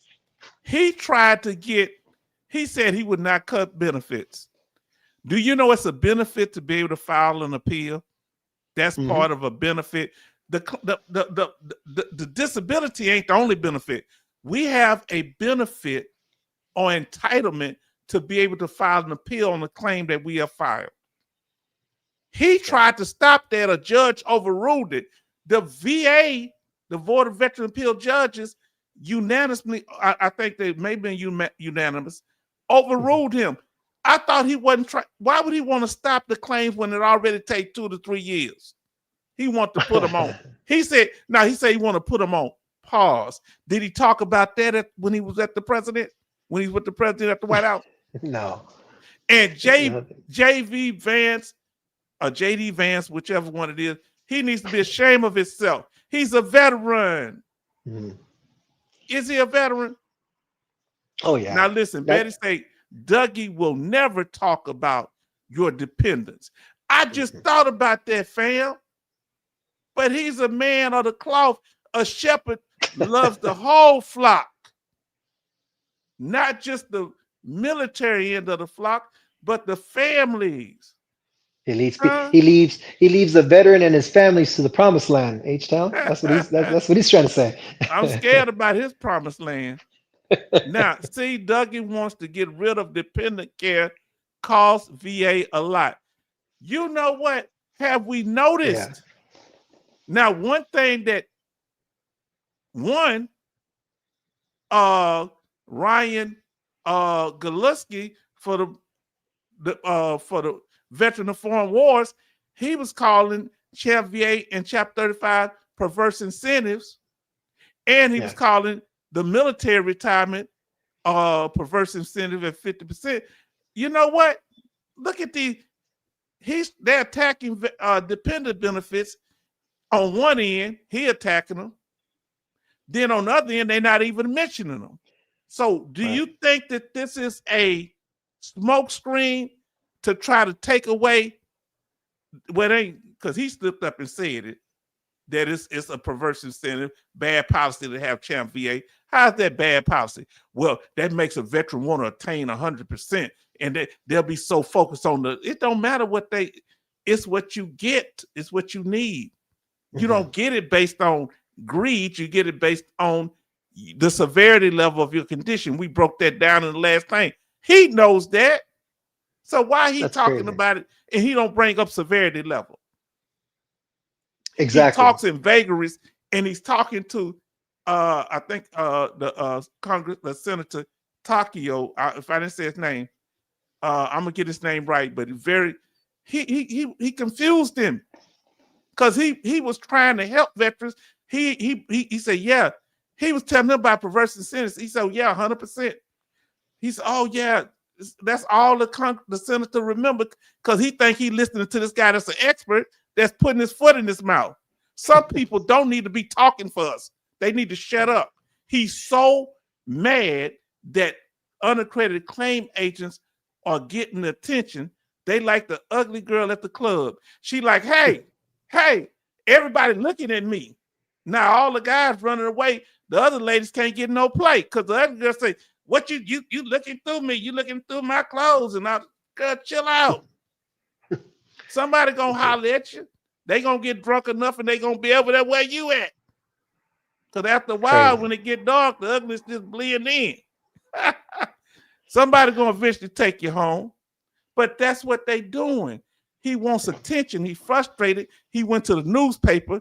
That backfired on us. He went to Congress. That backfired on us. So when will the veteran of foreign wars put this guy down? Because he's not representing the veterans. No. Huh? And I was going to ask you another thing, H-Town. I remember when you posted that video not too long ago about the Senate asking Doug Collins about the audit that they received and all that money, where's it going to? Because he was asking for more money. Doug Collins was asking for more money. And the senator replied by saying, well, once, they were trying to find out where that money was going originally, what they gave him, and he didn't have a response. Did he ever respond back to that? Did No, Doug he Collins looked ever behind him. No, he ain't called. He said, we're going to get back to you. They said, sir, we sent you itemized things of what we want when you get here. Right. Huh? We sent you itemized thing.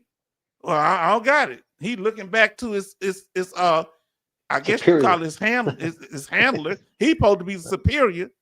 Yeah. And he said, well, they said, where you thought you were coming?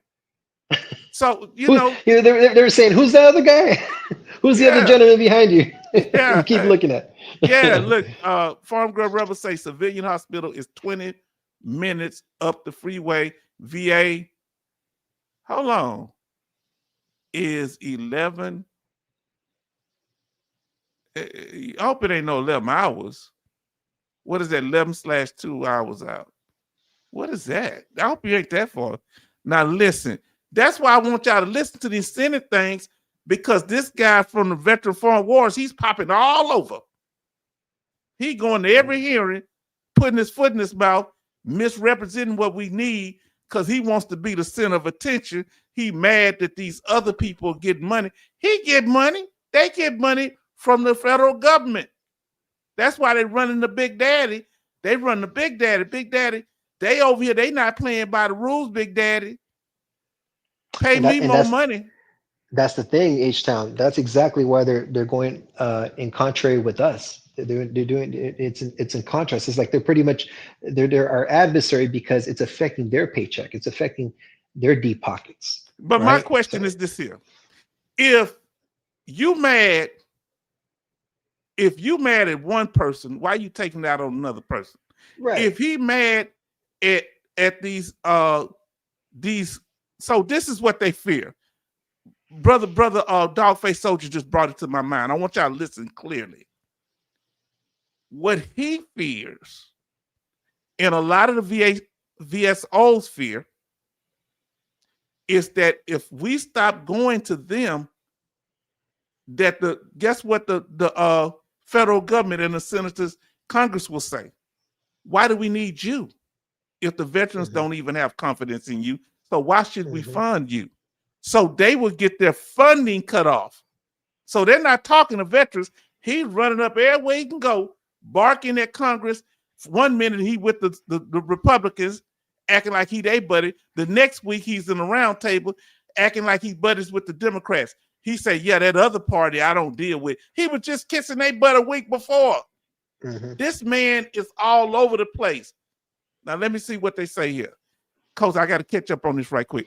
Coach, they say Senate VA committee has a plan that isn't for veterans, I believe. Totally agree, Coasty. Then listen to what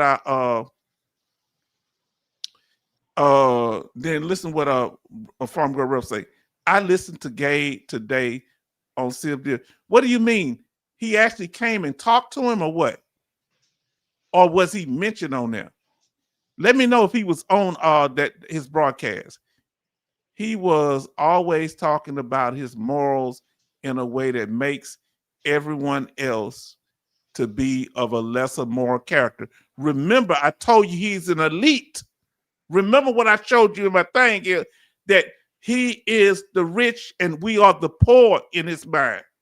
Did you hear what I said? Anybody that smiles after they say horrible things about veterans, he know he's cushioned. We're not going to be able to say nothing to him, so he don't care. Whoever he talked to, he don't see them as a threat. He ain't going to come talk to me. And I ain't going to be yelling and barking with him. I'm going to use, he going to learn how educated this Southern man is. Because I'm just going to use, see, that's what, we ain't no fools. Now, I listened to that too, Farm Girl Rebel. Let's see. Farm Girl say crazy, but he's kind of answered my question, but wasn't saying that senator invited him, just Senate staff. Yeah, so you got to understand something, family. Yeah, I want y'all to understand something. He get funding from the VA, and these unaccredited claim consultants is cutting into his hustle. No, we don't pay to talk to the American Legion. We don't pay, listen to me, to talk to Veteran of Foreign Wars. We don't pay to talk to the DAV, but they get donations from private donors. They get money from the government in the form of grants. So if veterans stop coming, they gonna start losing employees in these VSO organizations. Do you understand what I'm saying? And they ain't gonna be able to pay their president or representatives running from one Congress thing to another. Now, Charleston says, H-Town, know your enemies. You got to be slick like them. Coaches say, right, but we know who is the pretty, who's pretty obvious, yes. Who it is pretty obvious. Coach said he was on their live. Oh, now ain't that something? How can he get on that man's channel? Now ain't that something? Was he pushing back on him at all? Oh, he was live on CFD and answered questions. I asked him 3 questions.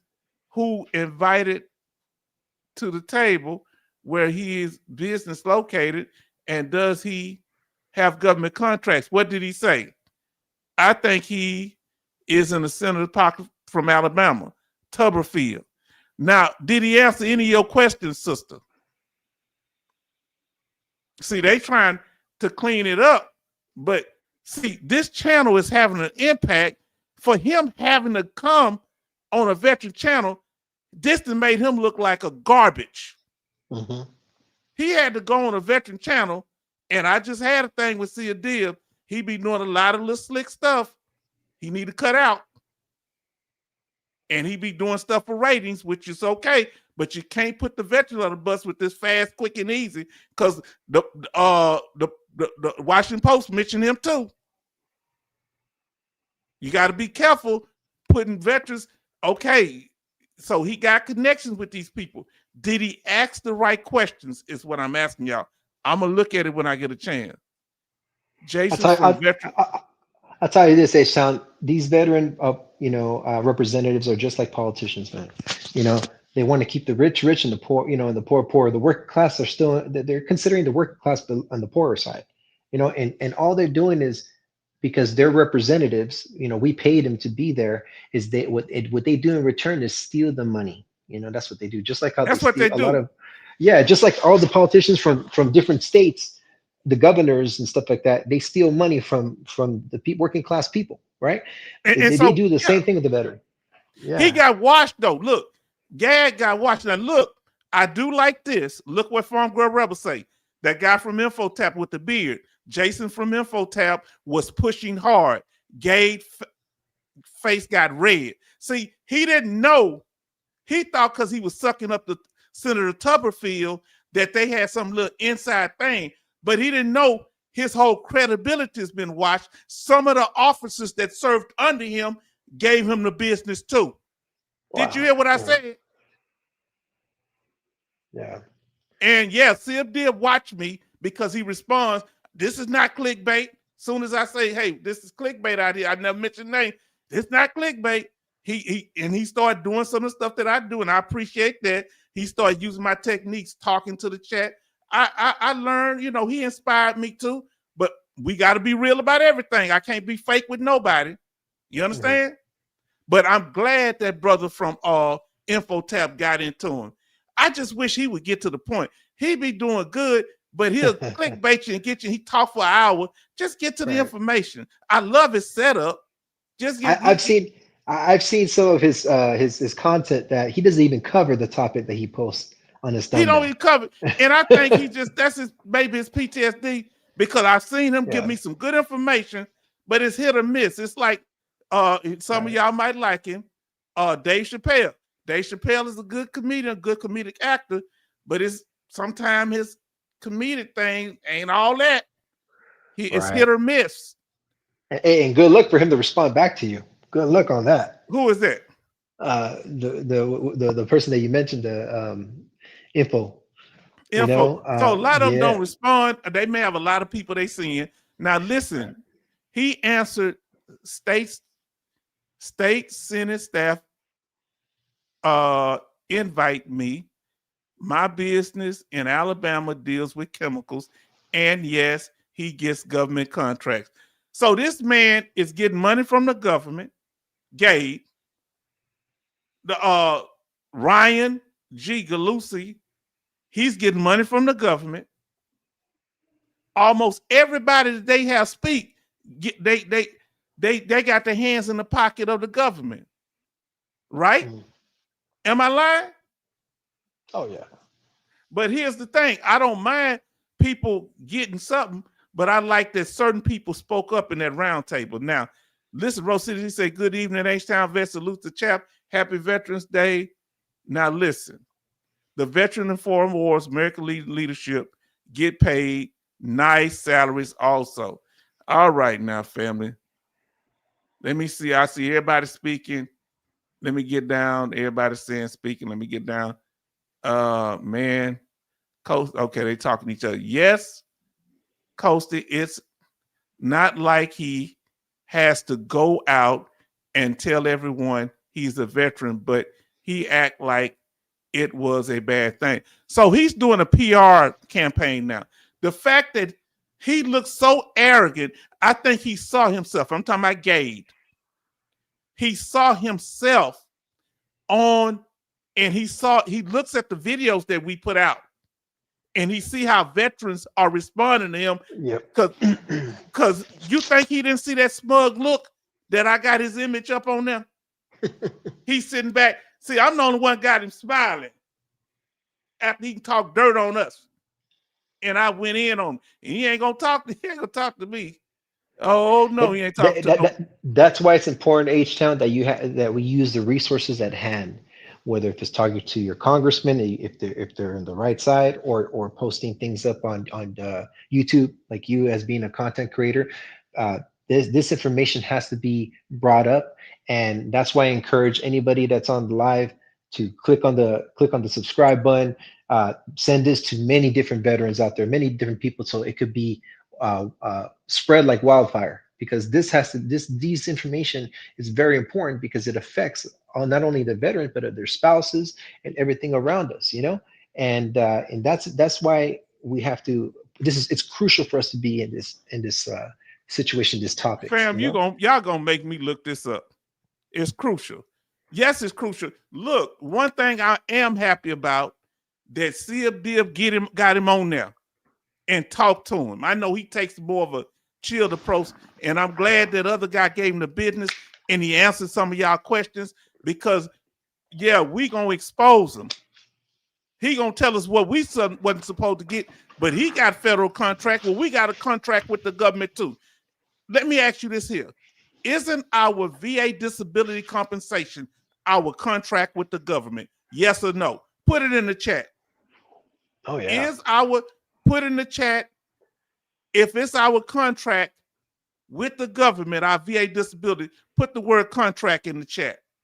If not, say no. Is our VA disability that they promised us, I think it's on the Article 2, that if we get injured, they have a right, they have the responsibility to take care of us medically and compensating us. It's in there, in our country. I never read the whole thing. Now listen to what it didn't stop his smugness. He comes across as thinking he is morally superior to the rest of us pebbles or peasants too.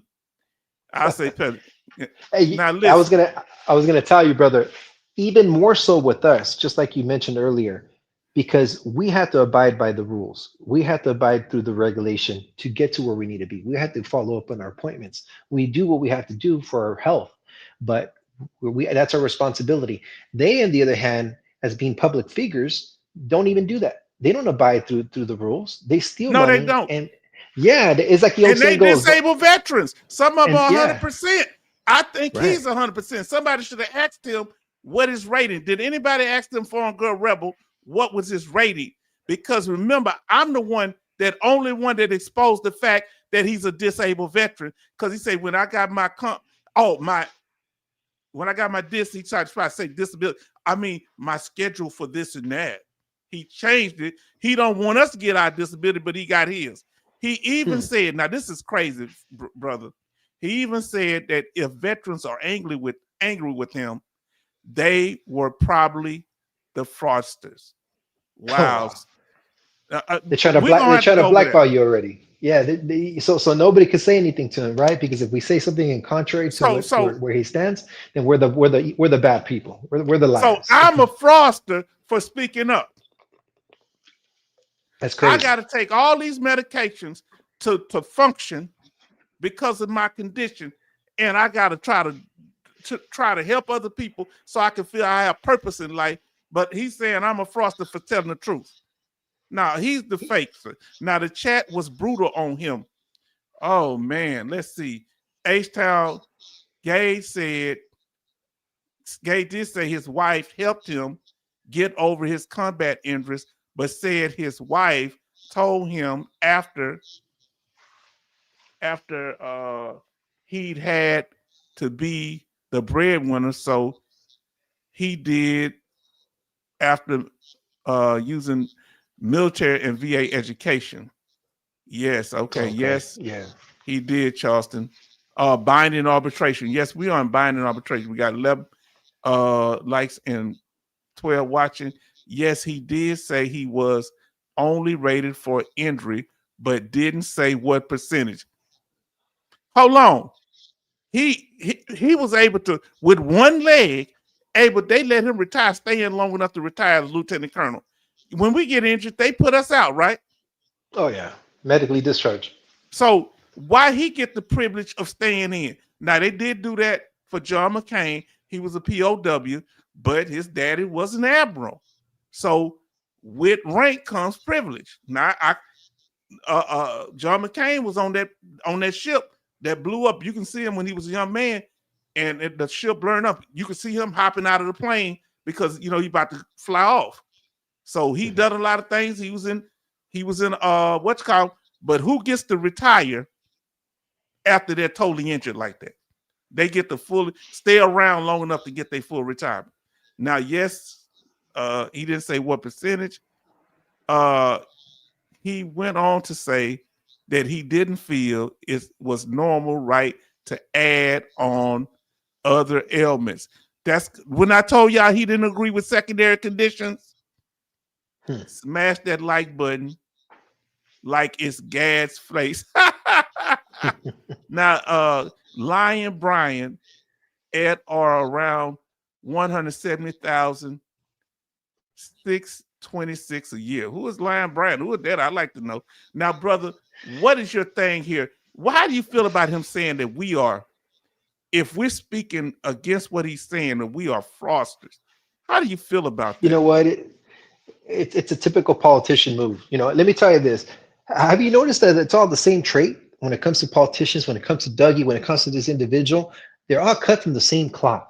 You know what I mean? Everybody says the most beautiful things, but when you catch them on a lie, they blackball you, right? They make you look like you're crazy. Why? Because they got something going on behind the scenes that they don't want us to know about, because that's some shady stuff that they're doing. I mean, the red flags are there. You know, they give us a little bit of crumbs. You know, just to satisfy our taste buds, but they're getting the full entree. Okay, now what's that guy's name? What was his first name? Gage's first name. What is it? He getting the full entree. What is that guy's name? All I know is his gay. What's his name? What's the guy's first name? I don't even. I'm hearing it from you guys, man, and this is crazy, man. All this information. Is it Brian Galucci or Ryan Galucci? I thought. Hold on. That guy. You saying that guy gets $170,000 a year? Damn. Hold on. The guy for the Veteran of Foreign Wars get $170,000 a year. Wow. And he said, "Is that a perverse incentive?" Hold on. Is that a perverse incentive? Family, brother, what you think of that? That's crazy. 170, and this is tax free, man. This is all his. You know, it's all his royalties. And it's crazy, brother. You know, it's mind boggling when you start realizing these individuals. You know, they make this sound, they make it seem so humble, but when you start finding out, you start digging out, just like what you're doing, brother. You're digging out facts. We wouldn't know anything about Dougie, maybe on the news, but you're the one that put it out. You're in the forefront, just like very few YouTubers out there that are putting out facts, so people could be aware of these individuals. You know, that they're not what they seem. You know, and the proof is in the pudding. You know, and just what they say. Don't believe what a lot of people say. You know, a lot of people, they say the most beautiful things. When we start finding out individuals making almost $200,000, you know, and they're not getting medically discharged, they're retiring after being injured. Aren't they like red flags to you? They retiring after getting injured, meaning they're not just retiring. He got his full disability benefits. I believe that's the reason he wouldn't say what it was. Right. And then another individual not accounting for all the audits that's been going on with them and asking for more money. Where's that money going to? All this is just foul. You know what I mean? And this Joker's right things, there. Yeah. Hold on. Yeah, everything. It's all the same. Like I said, they're all cut from the same cloth. let me see, man. Brother, they all cut from the same cloth. Let me see what they say here. Brother said here that Coasty says, when we gonna go over that, when they gave him a job at the White House under Bush, and they gave him a job after he got out the military. Brian Galucci. Okay, I thought it was Ryan. I'm sorry, I kept saying Brian. And him. Okay, Ryan. That is right. So his name is Ryan. So it's Ryan Galucci, fam. He getting paid almost $200,000 a year. And he talking about, now hold on. Now I'm going to show y'all who we talking about here, fam. Fam, please give us a chance. I'm going to pull me and my brother up here. Brother, I'm going to show you they talking about. Tell me, say it ain't show, Joe. Joe, say it ain't show. Now they saying that this guy, now I want you to hear, boy, we gonna have a field day with this. Fam, fam, this guy right here. Hold on. How did I do it last time? Hold on. How did I do it right there? All right. That guy right there. I had it right last time. Okay, that's it. This is the gentleman. Y'all telling me his name is Ryan Galucci. Are you telling me that this man makes $170,000, $626 a year? Is that what you telling me? Man. Hold on. You telling me this man, now follow this here. This man with that 170,000, he didn't want veterans that are retired, that when they got 50%, they should get it. They shouldn't be no offset it, no percentage, but they got to wait to 50% to get both their full retirement and full disability. He said that's a perverse incentive. What about that $170,000 a year he get? Is that perverse? Man, Hold they don't on. want to talk about that, H-Town. They don't want to talk about that. You know what? They should change his name from Brian Galucci to Lion Gucci. He's a lion person. He's making that Gucci money. That Lion Gucci. Somebody else say he'll lie in there. He said, your wife, your spouse, your dependents, family, y'all dependents, getting Champ VA is bad policy and perverse incentive. But he ain't turning down the money he get from the VA and from his salary with the Veteran for Awards. Is that perverse to get paid so much? And they swear up and down, we don't charge veteran nothing. You don't have to charge veteran nothing. You getting money some other way from the government that's fighting against us. Then he said that Champ VA is a perverse incentive and bad policy. Chapter 35 educational benefits, that is. So do you know, brother, if they get rid of Champ VA like he's saying and Chapter 35, remember that's what makes you permanent and total. So then your 100% would be temporary from here on out. Nobody else told you that but H-Town. That's called they hustling backwards. See, they gonna go get the Chapter 35 first in a Champ VA because that's what makes your 100% permanent total. Well, if you lose that, your 100% ain't permanent total no more. Then they can take you off 100%. Did you hear me? Crazy. Fam, did you hear me? Now that would be the day, brother. That would be the day. That's crazy. High rollers get. Let me catch up with this. I'm gonna let you talk, bro. I'm sorry. Yeah. High rollers get to make the money. Yes, indeed. I'm glad they took him on there. I'm glad he on there. That Steve Dib was able to get him on there, and the brother from Infotap, if he gave him the business, we gonna be going over that. Now, Veteran Foreign Award Executive Director. That kind of money, huh? Then let's talk about this joker here.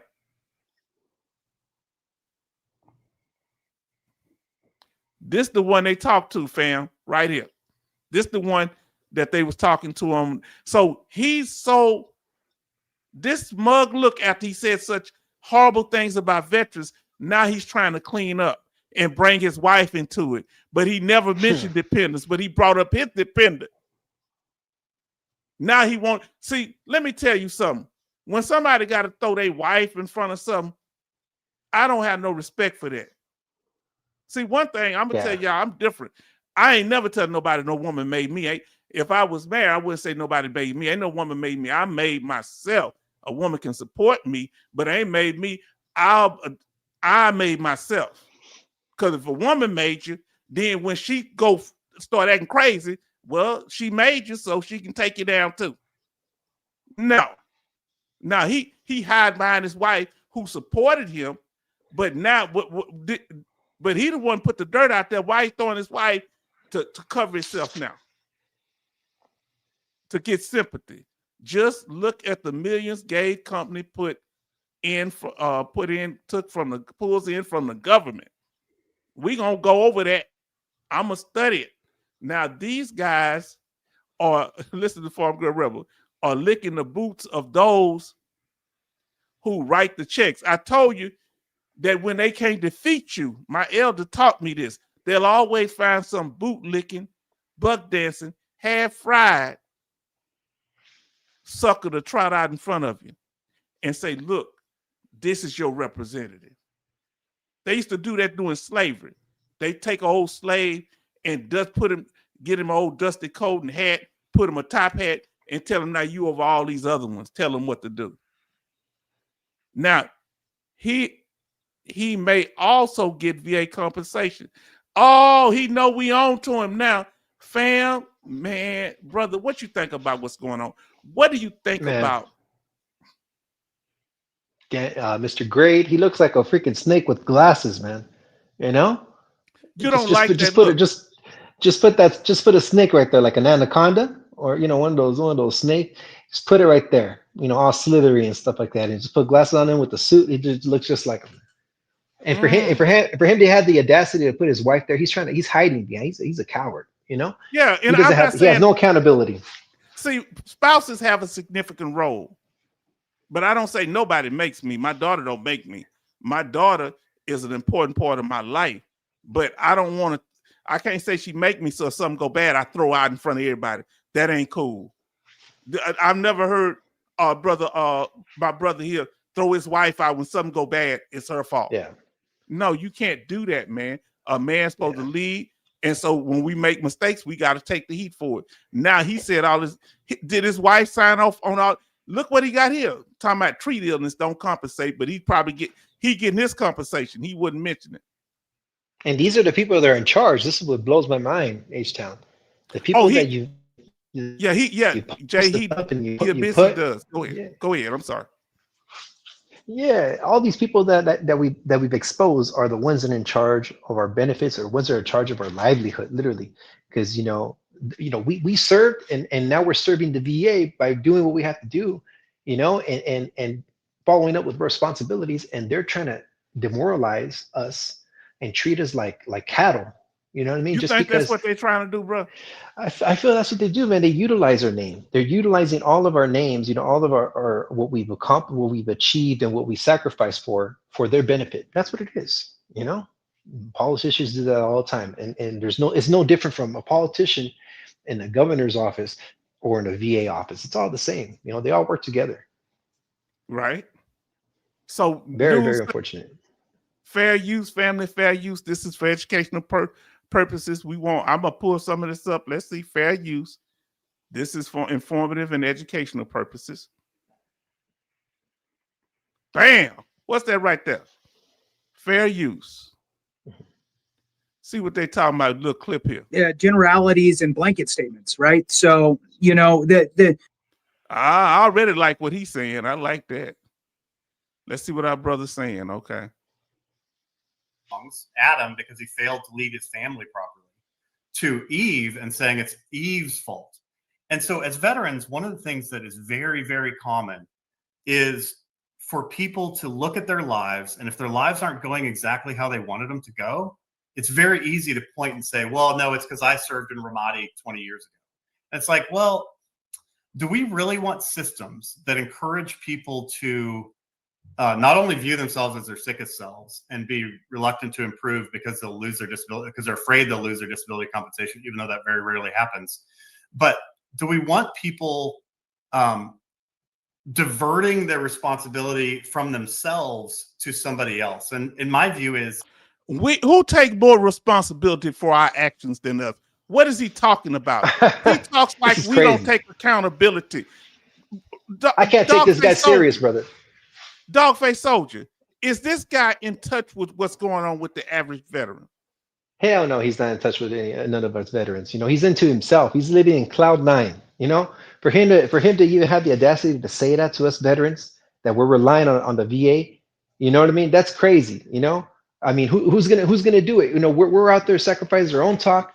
He's just like Charleston said, he's slick talk. That's what it is. He has no idea what he's talking about.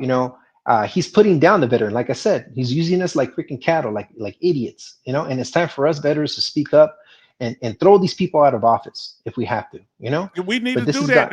We have to stick together. That's why we can't have no trolls around us, because I'm telling you, a lot of the ones like that I blocked, that's 100%. Once they got to 100%, those are a problem. They're off code, and they'll be the ones trying to speak because they'll suck up to these people because they scared of losing their 100% because they don't have our support no more. So we got to watch that Judas goat.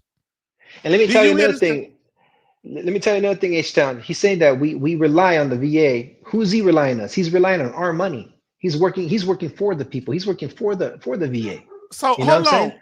So you telling me now? He say he's not with no VA organization. He's not with no veteran organization, but yet he is with an organization. He with the federal government. See, There you all go. these guys that are wealthy have federal contracts with the government. All these Yeah. billionaires, Jeff Bezos, federal contract with the government. What's his name that on Microsoft? Bill Gates. They still using Windows XP in the military. And with Bill Gates, federal contract with the government. Mark Zuckerberg. And we don't even want to mention Elon Musk. He's a welfare billionaire because they give you incentives to buy his stuff. Let me ask you this. Let me ask you this, Sean. How does the federal government get their money? From us taxpaying. From us taxpaying money. So you saying this guy here, Gade or whatever his name is, Glade, he's getting money from the federal government, which is our tax money. Just like so he's saying he earned that more than we earn our VA compensation. That's Hold ridiculous. on. He earned because he kissed up to senators and told them what they want to hear and tell them we're gonna help you get rid of. He said, I'm gonna be that Judas goat. I'm gonna come in there acting like I'm a veteran. I'm gonna credentialize myself and then start attacking veterans. There was a movie. I'm gonna tell you something.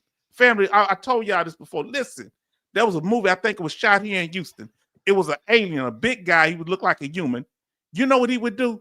He would walk up to people and say, I come in peace, then poke out a big blade coming out his hand and kill him. First, Yeah, just that's confused. I come the in movie. peace. Yeah, I Come in Peace is the movie. Yeah, I remember that one. Yeah, Back in the 90s.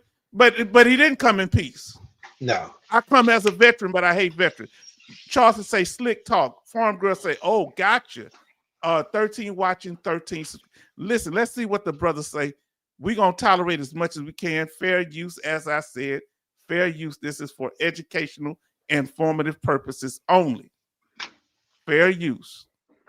All right, let's get back to it. Now, let's see what this. I know we can't tolerate but so much of this. Deeply destructive to the veteran when they do that, because now they're not going to work out because it's the government's fault. They're not going to diet because it's the government's fault. And I know that's a moral argument, and you guys are in the world of law and legal. My argument is that if there's going to be changes, we ought to let those changes be informed by the moral imperative of helping people have their best lives. Over. But again, now I want to hear what this brother's got to say. But listen, ain't no more nothing. I don't need no more white Christianity. I had enough of that. That's what got us over here from slavery. They told they were bringing us Jesus. I don't want your form of nothing. Let me do things the way I do it. Okay? I don't need no oppressor telling me how to live. I don't need nobody that's in the elite telling me how to live, what to do. Why is he using moral arguments when this is not based on morality? This is based on us being compensated. Now, listen to what Coasty said. Coasty say Jeff Bezos owns the Washington Post. Oh, God, didn't know that. And donated a lot of money to Trump. Think there's a connection? I forgot that. He owned it, and he put the hit piece out against us. Are you noticing that the people that attack us are getting federal funding? Why would a billionaire, Jeff Bezos, be worried about our VA compensation? Yeah. Huh? It's crazy, man. Like I said, it boggles the mind. He's pretty much politely telling us that we don't deserve our benefits, that we're crybabies, that we rely too much on the VA, and that our problems are not significant to the VA. That's what he's pretty much telling us in a polite term, that we're losers. That's what they're pretty much saying. They were out there trying to collect a welfare check that we didn't earn what we got. We're just asking for it, and we didn't do nothing about it. And that's ridiculous, because it's like he's a public figure. He's getting paid by the people, working in a federal government. And for him to say that, it totally contradicts, because he's doing the same thing in a bigger platform. He's just covering up his own lies. That's what he is. He's a But snake, and he's trash. And if he's not forthcoming with whether he's a disabled veteran or not, whether he's 100% or not, so that means he'd be 100% because he's missing a leg in combat. He might be 100%, and he probably get it for PTSD and other stuff. If you knew his medical thing, it might be some hypocrisy there. So he getting 100% most likely, allegedly. He's getting a full retirement. They let him stay in the military until he retired as a lieutenant colonel. When they put us out, as soon as we have PTSD or anything else, we got to go, right? Uh-huh. And he's getting contracts from the government. And you know what I was going to tell you? Go ahead. You know what I was going to tell you, H-Town, and this is what kind of boggles my mind. I remember you post the percentages and how many people are 100% PNT or 100% in general, and how many people aren't. There's a very small percentage of people that are 100%, in contrast to people that are below the 100% mark. Even below the 90% mark, and those people have jobs. Those people they're trying to struggle and taking care of their families. And he doesn't talk about that. He talks about us relying on the government, not knowing that we're doing it on our own. We're trying to work. We're trying to hustle for life. Give me a second, bro. Do you see this comment right here, family, that I just put up? When he said something about Jeff Bezos, that comment is not on my iPad. Do you see that? I'm looking at my iPad in the chat. It's not on there, but I have it on here. Huh? Did we use the wrong name? Or we being suppressed on the channel? I'm just a little old channel. Now, Farm Girl say his entire life is built on the backs of taxpayers. Yeah. So that means he get federal money from being retired as a lieutenant colonel, because he said retired. He get federal money with that disability, tax-free. He gets federal money in the form of contracts from the government, but he tell us we shouldn't get it. We should work. Well, if you working, why he ain't getting back his disability? Why he ain't getting back his military retirement? At this point, H-Town, I'm assuming that he's getting paid to down and degrade us. That's what he's getting paid for now. As what I'm seeing right now, that's his job. That's his profession. Yeah. Like, what's the point of him being paid all that money if all he's doing now is as transparent as possible, is that he's pretty much getting paid to down us, to try to take away our benefits, to try to look at us like if we're some sort of leeches, right? Is that the reason why they put him in that position in the first place? I don't understand. So I don't understand. Pop him up, and see, this is what they do in my community. So what the politicians do, they'll get one black person to get up and speak for them, and they'll pay them money. And they say, this is the spokesperson for black people. And we like, who dude is this? Who female, who woman is this? We don't know them. This is their leader. What are they my leader? No, they're your paid puppets. Yeah. So what we did, we took control of the narrative, say they don't speak for us. No, they don't speak for us. You don't choose. We don't have no leaders. See, you know what they do to our leaders? They take them out. So you know what we do as black people now? We don't have no leaders. The code is the leader. So we don't want no one person being in charge, because they could be corrupted or they could be assassinated. So guess what we're going to do as veterans? Ain't no leaders here. The code is the leader. All of us on code is the leader. Y'all, well, that's a responsibility. We're paying these people to be in office to do something about it. And if the system is not working, then we got to find other people that make it happen. I don't know, like we can't just be sitting here and just letting things happen like this and letting them screw us over. Yes. I mean, enough is enough sometimes, and you know what? It's got to the point for them to be in public and talking about it. Like for them to talk about us and downgrading us, they have no shame anymore. Before it was behind the scenes because they were scared of any type backlash. Of retaliation or backlash. But now, because we're all freaking with our head so far up our asses that we don't even freaking see right in front of us, right between the lines, right in front. And look, and so So remember what I said. What happened in Nazi Germany? First, they spoke against them in the home. Then they spoke against them publicly. Right. Then they started making laws to eliminate them. So we're not letting nobody do anything to mistreat us. Look what Charleston say. I raised and supported my family and retired on Social Security. Didn't apply for VA disability until just before the pandemic. Right. Didn't rely on the government. Most of us didn't get our VA stuff until years later. He don't want you to have what he already got while he was in the military. Shoot. Now let's see what he say here. I'm still working, H-Town. You know me. I'm a, you know, I've always mentioned. Yeah, don't I'm put always all mentioning on the right, right. I'm always up in the road, you know. I know what you're saying. And I always talk about, doing my thing. I don't need to rely on. I'm not saying, oh, VA pay me. I'm out there working. I have to do my thing. I have to, you know. We got the money that they're giving me is not enough. Yeah, especially living in California. I mean, the money that they give us ain't nothing. You know, we still have to work, and for them to say that is ridiculous. Remember the cost of look, he getting money and he disabled unless he prove otherwise that he not. Right. Now listen to what they say here. We're using generalities and blanket. And I want y'all to go over and watch the whole video with our brother Dia. You know, maybe he got on because I see a shirt say love like Jesus. So maybe he got him on under a Christian thing, whatever it took to get him on. Now let's see what our brother Infotap say. Statements, right? So, you know, when you look at world of law and legal, my argument is that if there's going to be changes, we ought to let those changes be informed by the moral imperative of helping people have their best lives. Over. But again, we're using generalities and blanket statements, right? So, you know, when you look at presumptive conditions, they go through a scientific and medical review as well. They're not just willy-nilly going, you know what? Yeah, that's it. The research that you quoted, where the rates are the same, did it take into account age?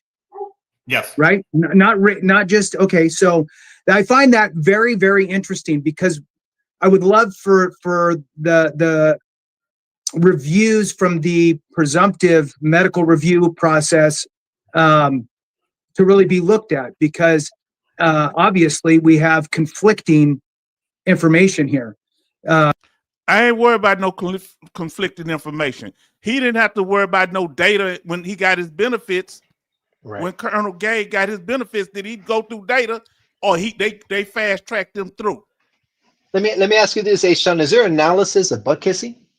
Do you have to go through an analysis or a scientific method like butt kissing and brown nosing all your way up to the top? No, because that's exactly what he did. You know what I'm saying? And for us to provide evidence, we're going through the procedures and it's tedious because a lot of people don't even get it. It takes 1, 2, 3 times to try to get your percentage. You know, we have to go through a procedure that's mandated through the VA on what we need to do to get to where we need to be. And sometimes we don't even get it, you know? And that's the way it's supposed to be. This guy's out there butt kissing and getting to his position, making $200,000 a year by the people, you know, by taking money from the people, because he's a public figure. And for him to come back and tell us that we don't deserve this and we don't, you know, we're just getting it and there's no scientific method on it, you know, that's very, you know, contradictory in what in reality is. And for him to come, you're right about that, brother. And for him to come on to a YouTube channel, he shook. He shook. Here's what nobody's telling you about the new. Hold on, fam. Give me a second. They doing the. So now, what else you were saying, brother? So he doesn't get to speak for us. Why do you, in your mind, fair use, family, fair use? This is for educational purpose only. Why do you feel so strongly? He's a veteran. Why doesn't he speak for you too, brother? You know, and it's sad to say, just because he used to wear a uniform doesn't mean he's on our side. You know, it's very unfortunate. A lot of people could be veterans, but since they're being manipulated or they're being told what to do to stay on top, they could betray you. You know, these guys are rogue. These guys are rogue veterans. Let me ask you this, family in the chat too. Don't he have a right to have a voice as a veteran? Every veteran is entitled to their opinion. He served the country just like us. Lieutenant Colonel Gade So don't he have a right from his position to view things the way he does? It's one thing for him to have freedom of speech, but for him to talk nonsense, yeah, it has to be a correction. Just like when we are out there talking, and just like you're out there as a public figure yourself, H-Town, and you're a content creator, you post information out there, and if it's misleading, somebody's going to be out there and fact check you. And this guy Yeah. right there, being a public figure, making more, making all that money, having all this responsibility, and for him to come to this conclusion and having all these red flags behind him, somebody's got to bring it out there. And I'm glad these people are posting these things out there on YouTube so they could expose these individuals, because even though they're veterans, that doesn't mean that they're with us. They're rogue in my eyes, because a true veteran, a true person that stands behind veterans are out there are out there doing policies to benefit us, not to demoralize us. So and not they're just doing completely veterans, opposite. not just veterans in name only. You know who agrees with you? Brother Coasty said no, because he doesn't consider himself a veteran. Wow. And why y'all exposing everybody? Look what they just put on the screen, fam. Look what they put on here. That H.S. James Baca, American Legion Executive Director, at or around $211,882 a year, along with probably VA compensation. Now listen, see they done brought themselves to our attention. That thing worked both ways. Now look what our brother Rose City D said. How this Dr. Gate, he's a PhD too, but not in veteran disability. Look, he's like, I got mine, but I don't want you to get yours. How selfish. Yeah. Now let's see what he says here. Hold on. Let me get.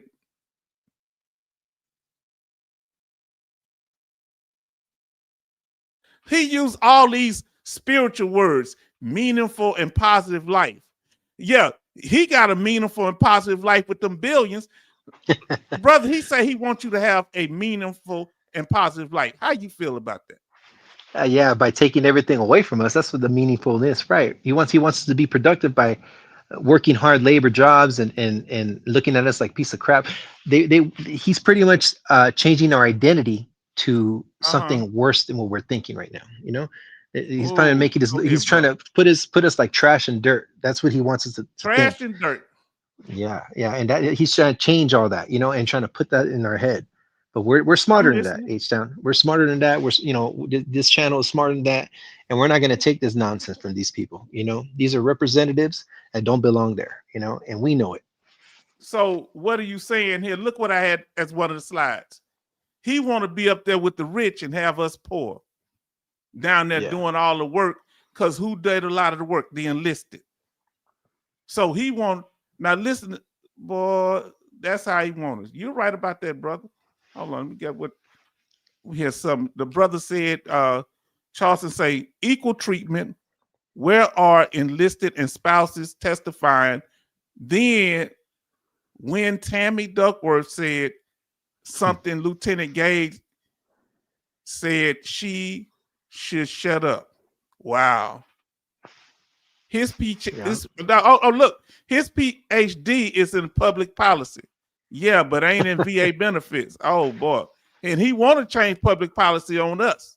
Now listen what he said. Let's say that and I always use the swords and plows, right? So before we came in the military, we were all productive plows, or at least had the capability to be productive plows. We were working in grocery stores, we were working on the farm, we were in some job. I didn't have a job. I got laid off. I was in the inner city where they put freeways all through my neighborhood. So the people that own grocery stores, they closed down. My granddad had a grocery store. He survived. You didn't know my family had businesses and stuff all around the blocks. But we had to pull them inside the neighborhood, because the big department stores, black people had the big department store, they closed. I didn't have nothing in the 80s. They threw crack in the neighborhood, and that was it. That was it. The economy was bad. You know, when you get to the mid 80s, man, I had to get up out of the paint. I didn't want to get in trouble. I had no money. You had a job in your privilege. He had one in his privileged background. Now, Oh, let's he's listen what- privileged, H-Town. Yeah. Or we had the capability to enter some job and then we went in the military. No, we didn't have a capability. I didn't have a capability. Speak for yourself. I didn't have a job. I told you I was walking behind the MEP station when the recruiter popped out and said, "What you doing?" I said, "I'm trying to go home, but I ain't got no bus fare." I think half So of the people that joined the military were adolescents at the time. We're like 18, 19 years old when we 18, joined the I was military. like, what, 18 or 19? And Yeah, see, so this is what we hadn't been on no stable job yet. And he probably come from a privileged background. Oh yeah. He Oh, didn't yeah. go And straight to the military. He went to West Point. And a lot of us, you know, that come from the struggle, when you get out of the military, you start all over. They don't prepare you for a job. They probably Yes. resume builder like that, but you're on your own. And he has a misconception thinking that, oh, the military gives you fundamentals, and when you get out, they'll guarantee you a job. No, it doesn't work like that. Like for myself, when I got out of the military, I went straight to school. I had to go to school, trying to better myself, because I knew that I'm not going to be working another dead end job when I got out of the military. I went straight to college too. Yeah, so for him to say, oh well, you guys are not being productive, that's a total lie. He's trying to manipulate his words, just trying to get us into our head, and it doesn't work like that. Yeah. He wants to convince us to not pursue some kind of psychological, philosophical thing. Now listen, Rose City D say, boy, he paints a picture of veterans with a wide paintbrush. Dude is delusional. He's say, delusional, man. We gave plows. Well, y'all something else. Now listen to what our brother said. I was 20, registered for the draft, enlisted though, so he knows me. He don't know. He's speaking for you. He painted a broad brush. Let's see what else he got to say. Instead. And had we not entered the military, our life would have been like this. But when we did enter the military and we got blown up or mangled or sick or poisoned or raped or whatever it was, now maybe our life is here. I think that the best way we can serve veterans is by closing this gap with rehabilitation and employment and counseling and more medical treatment. Like he talked about somebody being violated like that's some. Like, oh, life was going. Look, let me ask you, family. You joined the military. I'm not saying y'all wasn't doing good. I didn't join the military because my life was going up this way. I joined the military because I didn't have many options and I wanted education. Some people join out of loyalty. Now, y'all might have different reasons. I ain't have nothing. Yeah. I ain't had no ends. I didn't have nothing. We're trying to get somewhere in life, or we had nothing going on before. Like I said, a lot of us were young when we joined the military, and when we get out of the military, there's nothing preparing you when you get out of the military other than the post 9/11, and there's no career out there. So we're not all entitled, just like he is. He's trying to speak for the masses. While you talking, y'all put in there how old you was when you joined the military. I was 19 years old when I joined. I was 19. Yeah, I was 19. So put in how old you were when you joined. Continue, brother. And I had a job before I joined the military. What made you join? I wanted to better myself. I wanted to experience life differently. And I wanted to improve my career for the future. See where life has in store for me, for the adventure, for patriotism. But that's just speaking for myself. But I did have a job in the beginning. I was going to go to school, but the military called me up, and I ended up going. So that was an opportunity for me to go, and I did it. And I don't have no regrets. But what I'm trying to say is, a lot of us are not entitled. We're not privileged, or we don't kiss butt. We don't suck up to people just to get to where we need to be. We're all hardworking people that joined, and when we get out, a lot of times we don't have nothing else going on in life, and we have to figure it out. So, opportunity. Now, Coasty said he was 18. Wow. Jay Oliver was 18, and what is that? Adonis and Farm Girl Rebel. I don't know what Adonis means. You gotta let me know. I don't know. So I don't know what that means. Farm Girl was 23 because I remember you was an airline stewardess. She probably doing some modeling too. Because she said, kept asking, why are you in the military? Now listen, Rosita D said exactly. I joined because I was going down the wrong path. And if I didn't get no job, I was gonna be out there doing something illegal. Because nobody likes being broke. Yeah. We had no silver spoon. I had no silver spoon. My family did what they could do. But hey, when you need that paper, you need that paper. Now, and that's a misconception, Nathan. A lot, it wasn't given to us. It wasn't given to us. It was earned. We earned to where we needed to be. And if we got injured because we injured it because we decided to do what we had to do for the betterment of ourselves, but also for the betterment of the country. Because wearing the uniform is not just for yourself and not being selfish. It's selfless service. Being a service member, all of us join the military to selfless serve. And when things happen, that's what happens. And why is the VA there in the first place? Why is the VA there to criticize us, to down us, or is the VA there to help us? It's supposed to be there to help us. All that. But it's what they call help. They calling help, getting you back out on that workforce. Now look, he say, this is what Rosita D go on to say. I am glad I joined because when I went home, guys were and still are doing what we were doing back in high school. When I see guys, I say, when I go back home, I say, what you doing, man? Nothing. I say, you were doing that when I left. Do you know how bad it was, fam? Let me tell y'all something. That I have a cousin that has my same name. When I went in the military and come back, they asked me, when did you get out? I said, I haven't got out. I'm just home on leave. He said, they let you come home on leave? What do you mean leave? When you locked up they thought I was locked up in prison. They thought when I said I come, he said, what you got, a furlough? What? No, I'm and they thought I was my cousin that was in jail. Wow. Now listen, our brother say Betty Bob say she was 23, laid off and divorced. So she went into when you get laid off, we making the move. Rosita D say 18. Okay. Jay Oliver say Adonis, the body of the God. Okay. Now listen to what our brother Charleston say. I learned at work, good money, but had co-workers that got injured. I had a wake-up call, though I'd rather get hurt, from Uncle Sam. Yeah, that all of us had our reasons, and it may not be doing the best there. Here we go. All of those conditions, the hypertension look, everybody loves to make fun of sleep apnea. He laughed. Did you hear the giggle? Did you? Yeah, he's disgusting. Do you understand? And they giving these guys platform. I'm glad that they got him on. I'm glad he was able to get him on there. Because you know what we say? Let them talk. Yeah. Let them talk. The more they talk, the more ammo we got. The problem is he was talking behind closed doors. Rosita D called him an idiot. Crazy. Now listen to this dude. Hold on. It's 57:43. Hold on. I want you to hear this guy.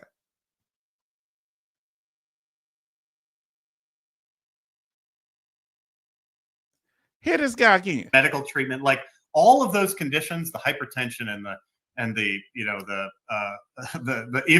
look, everybody loves to make fun of sleep apnea. Who makes fun of sleep apnea? I told you how deadly sleep apnea. I've never heard anybody make fun of sleep apnea. He said everybody makes fun of sleep apnea. If you make fun of sleep apnea in here, put a Y in the chat. If you don't make fun of sleep apnea, put an N in the chat for no. Do you make fun of sleep apnea, brother? That's a big no. Big no. And for him to be whoever he is, representing or getting paid by the government and all that type of stuff and talking like that, shouldn't even be have a platform to begin with. They should fire his ass. You know what I mean? Because you don't even do that to veterans like that. Talking about people that have all these issues, man, is because they've gone through it. They've gone through some hell in their life. Give me a second. And we're not talking. Hold on, give me a second. I'm gonna get your point. Rosita D say idiot again. Now look, he said, I was young, dumb. Was that a crime? No, that's just what we do. It's now listen, that's Charleston. Farm gonna say, yeah, after today's chat, My opinion got worse, if possible, on this man. You say you couldn't even get worse. Charleston say no. What was my question? Coasty say no. My memory, I got PTSD.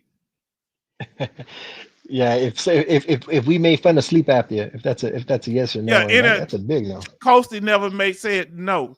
He said everybody makes fun of sleep apnea. The people in his circle make fun of sleep apnea. Oh yeah. And I wouldn't be surprised if he don't suffer from sleep apnea. He's projecting, you see. Now listen to this. And if you're in the super chat and you're getting sleep apnea PTSD or 50% for sleep apnea, like, you're part of the problem. Kick rocks and donate money through the super chat. But my point is, those people aren't disabled. We don't have to play but 2 or 3 seconds of what this idiot says. Wow. Let me tell you something. And this is their man. This is the one that's their expert. Wow, that's crazy, bro. What did he say? Kick rocks or something? Yeah, pretty much saying that you guys are scumbags. It's pretty much saying in layman's term, you guys are scumbags if you have sleep apnea. Do you know that I had a family member that passed away from that in his sleep, and this man making a joke. This guy, what is this guy, man? Does he even know do you even know the a lot of people with sleep apnea, why they have sleep apnea? I don't even know if he's even talked to a physician about how many cases. Like for myself, the reason why I got sleep apnea is because I couldn't sleep when I was out there in Iraq. Exactly. We had missions after mission. We get home 2 or 3 days, right? Sometimes. Yeah, we were out there for mission. We come home and an hour later, trying to get rest, wind down, trying to lay down, to close our eyes just for like about 20 minutes. And next thing you know, they say we got a mission. That's what you call sleep apnea, because you're always up and about, and that carries with you psychologically. It may not get you when you're young, but it gets you when you're older, Yeah. And this guy takes it as a joke. He thinks that people make fun of it. I've never heard anybody to make fun of it in the VA or in the VSO. Nobody makes fun of that. No, listen. Look, Rose City D say, no, my wife tried to kick me out of the bed for that sleep apnea. Now listen, Charleston, I worked third shift for 3 years. Know what sleep apnea loss does, what sleep loss does. Yes, because it wakes you up. Betty say this man is a jackass. Now listen, they saying the same thing. What Farm Girl Rebel say? King of idiots. Wow. And then see, we need to know who Congress is putting before us. I told you he was a Judas goat. Did I not tell you he was a Judas goat? Yep. And I apologize. Yeah. You are so right. Yes, indeed. Rose City D, you are so right. Sleep apnea is horrible. You can get 100%. Man, these people are crazy. Listen to this guy. Let's let the gift that keeps giving. We're going to watch a little bit more of it, family. We still under 3 hours, but this is amazing. Thank you for letting us know. Fair use, fair use.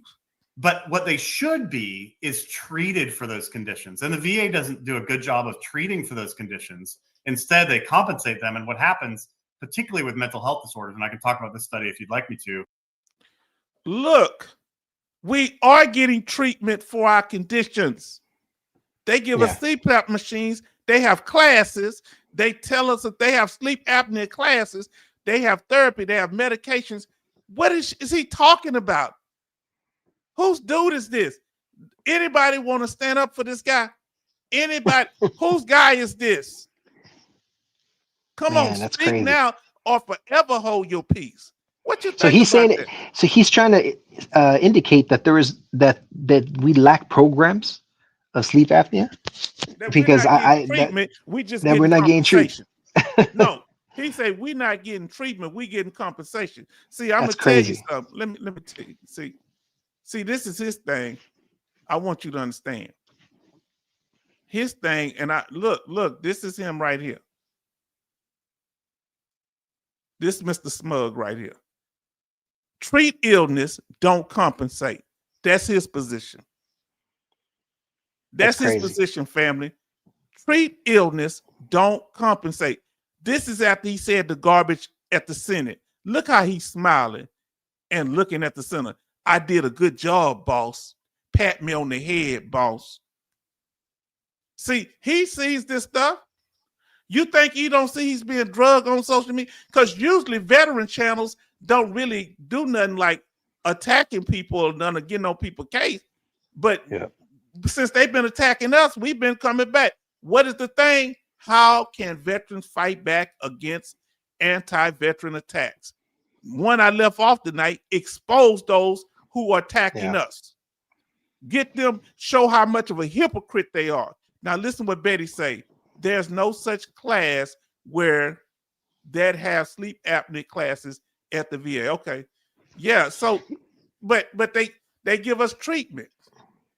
Now He's what you call a waste of space, H-Town. You know, he's a waste of taxpayers' dollars. You know what I mean? He's there to demoralize, to affect veterans. He's out there to destroy veterans, and he's the one that we're putting him in office. He's a waste of space. What he needs to be, what he needs to do, he needs to be out of there. He needs to be fired. And they pay him millions to do it. Now listen what our brother say. Charles say, I stayed up 72 hours in the Navy once to repair equipment, saw snakes, got a citation for it, but it was terrible.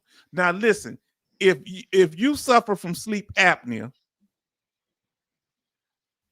put now I ain't gonna put, what is the we'll put OS, obstructive sleep apnea. Put OSA for if you suffer from sleep apnea, any kind, put it in the chat if you want to. So is it a joke? Now let's see what he say here. The two guys are speechless in the chat because of his lunacy. I mean, look at him. They, he doing a poker face up top, but look down at the bottom. He like, what the hell is he talking about? Infotech. And I want y'all to go over there, and these brothers, look how many people got sleep apnea. He insulting almost everybody in the room. Brother, do you have sleep apnea? Yes, I do. Yeah. Hold on. I got sleep apnea. You got sleep apnea. Is it a coincidence that all of these military people got sleep apnea? Go ahead. And it has nothing to do with being constipated. I don't know. I don't even know what that terminology is. He's got to focus on the treatment, and there is treatment out there for sleep apnea, but it's not indefinite. No. This is something that's internal that we suffer with. You could ease it, but you're never going to cure it for most people, just like us. It's programmed in our head. What we witness, what we've gone through, the traumatic experiences. He's probably never been through a traumatic experience in his life. He's probably worked in a desk job, somewhere in the Midwest, even as a service member. But when you experience combat, fatigue and waking up at odd hours, it takes its toll. And it may, like I said, it may not take its toll when you're young and healthy. It takes its toll when you're a lot older and the years go by. And he's blowing it off like it's nothing. Vietnam veterans came back from Vietnam with hypertension in their 20s. Yeah. So he talking about when you're old and fat. I know what sisters say here. Right now, this guy is not a waste of time. I guess he's a waste of time. Yeah, but see, here's the thing is he's influencing policy that's going to be made about us. And we got to push back for these congressmen don't make moves. H-Town has sleep apnea. Rose City D sleep apnea. Farm Girl, Coasty, Eddie. She say right now this man is just noise. Yes, but we don't want him to shape policy, and we're just gonna listen a little more of it. But we don't want him shaping policy on us. Yeah, and just to put it out there before you play, it's good that you're putting things out there, even though it's annoying. It's irritating to see this guy speak. But this is informative for us veterans to be aware of what's happening. Transparency is the key, like I mentioned many times. And even though we don't like it, this is what we have to face. This is who's in charge. This is who's on the top and making all that money. They're trying to destroy us, and we have to be aware and take action. And we have to communicate with our Congress member or do anything with policies to change it, because this is what our future holds if we have people in office like that. And this man is so insensitive. We call it sexual assault. Now he used the R word and talk about it just like it's anything else. And that's the thing he don't really like, because mental health, when somebody's been violated, that affects their mental health. A lot of PTSD claims is because of military sexual trauma. I think he has a problem with anybody claiming mental health other than probably himself. Now listen to what this man said. With mental health disorders, and I can talk about this study if you'd like me to. What happens with mental health disorders is once people get to their 100% rating that they're after, they stop seeking treatment, and so they get stuck. Hold on. That's a lie. The rating that they're after. It's like we're chasing the rating, not being properly compensation. So we're just chasing. Why you say that's a lie, brother? He pretty much saying that, we're just chasing the rating, but we're not chasing the treatment, And he's just saying that we're just going after the money. We're money launderers. We're just seeking money. We're gold diggers. That's what they're trying to say, And even before or after, getting compensated, we were looking for treatment regardless. Why do you think we got compensated in the first place? Because we were out there seeking treatment after treatment, and it's not helping. Let me ask, if you've had an appointment in the last 3 months, whether it be your primary care for your physical ailments or any type of VA appointment for treatment, if you've had any, let's say in the last 2 months, put it in the chat. If you've had treatment, how long ago it was, let us know. Now look, he is noise to distract us from something that is very important, that is going to come, that will be worse than that has never happened. Yes, so he's a decoy. But see, we got to pay attention to the decoys at the same time. I know what you're saying, that they just got him outrageous. You ever saw somebody that was so outrageous that it's like, oh, this guy ain't no, but he's like the canary in the coal mine. You understand? Last week. When did you have an appointment? I had an appointment 2 weeks ago. Okay, for me, 2 weeks. So when the last time you had an appointment, brother? I would say like a couple weeks ago. Yeah. Mental and before that, it was like 2 months. It was 2 months before. Yeah, like about 2 months after. Yeah, it's always consistent. We always have to follow up with my appointment. I got an appointment coming up in about 2 weeks. So I'm always following up with my appointments. Yeah, you're serious about that. Yeah, so every time. H-Town 2 weeks. The brother say you went to one. How long ago? 2 weeks ago. Yeah, a couple weeks ago. And just to give you an example, I remember that I was feeling that I wasn't being treated right. Remember, I had to go change the community care because I felt like I wanted to get the best treatment possible. I'm out there doing research. I'm out there questions with you guys and getting answers because I want the best treatment for myself, and I'm sure a lot of veterans out there come to this channel to get the best treatment or advice, so we're testimony of why we need the VA, for them to help us, and this guy's got it all twisted. But and look, they got him on the channel. So go over there and y'all can watch the full video, because I want to, I'm glad that they were able to do this, and I'm glad I didn't hear Sib Dib talk, and I'm sure he said his statement, but I'm glad to hear the other brother, Jay Oliver, last week. Now listen to what Charleston say. So Lieutenant Colonel Gade is such a humanitarian, giving back to help fellow veterans.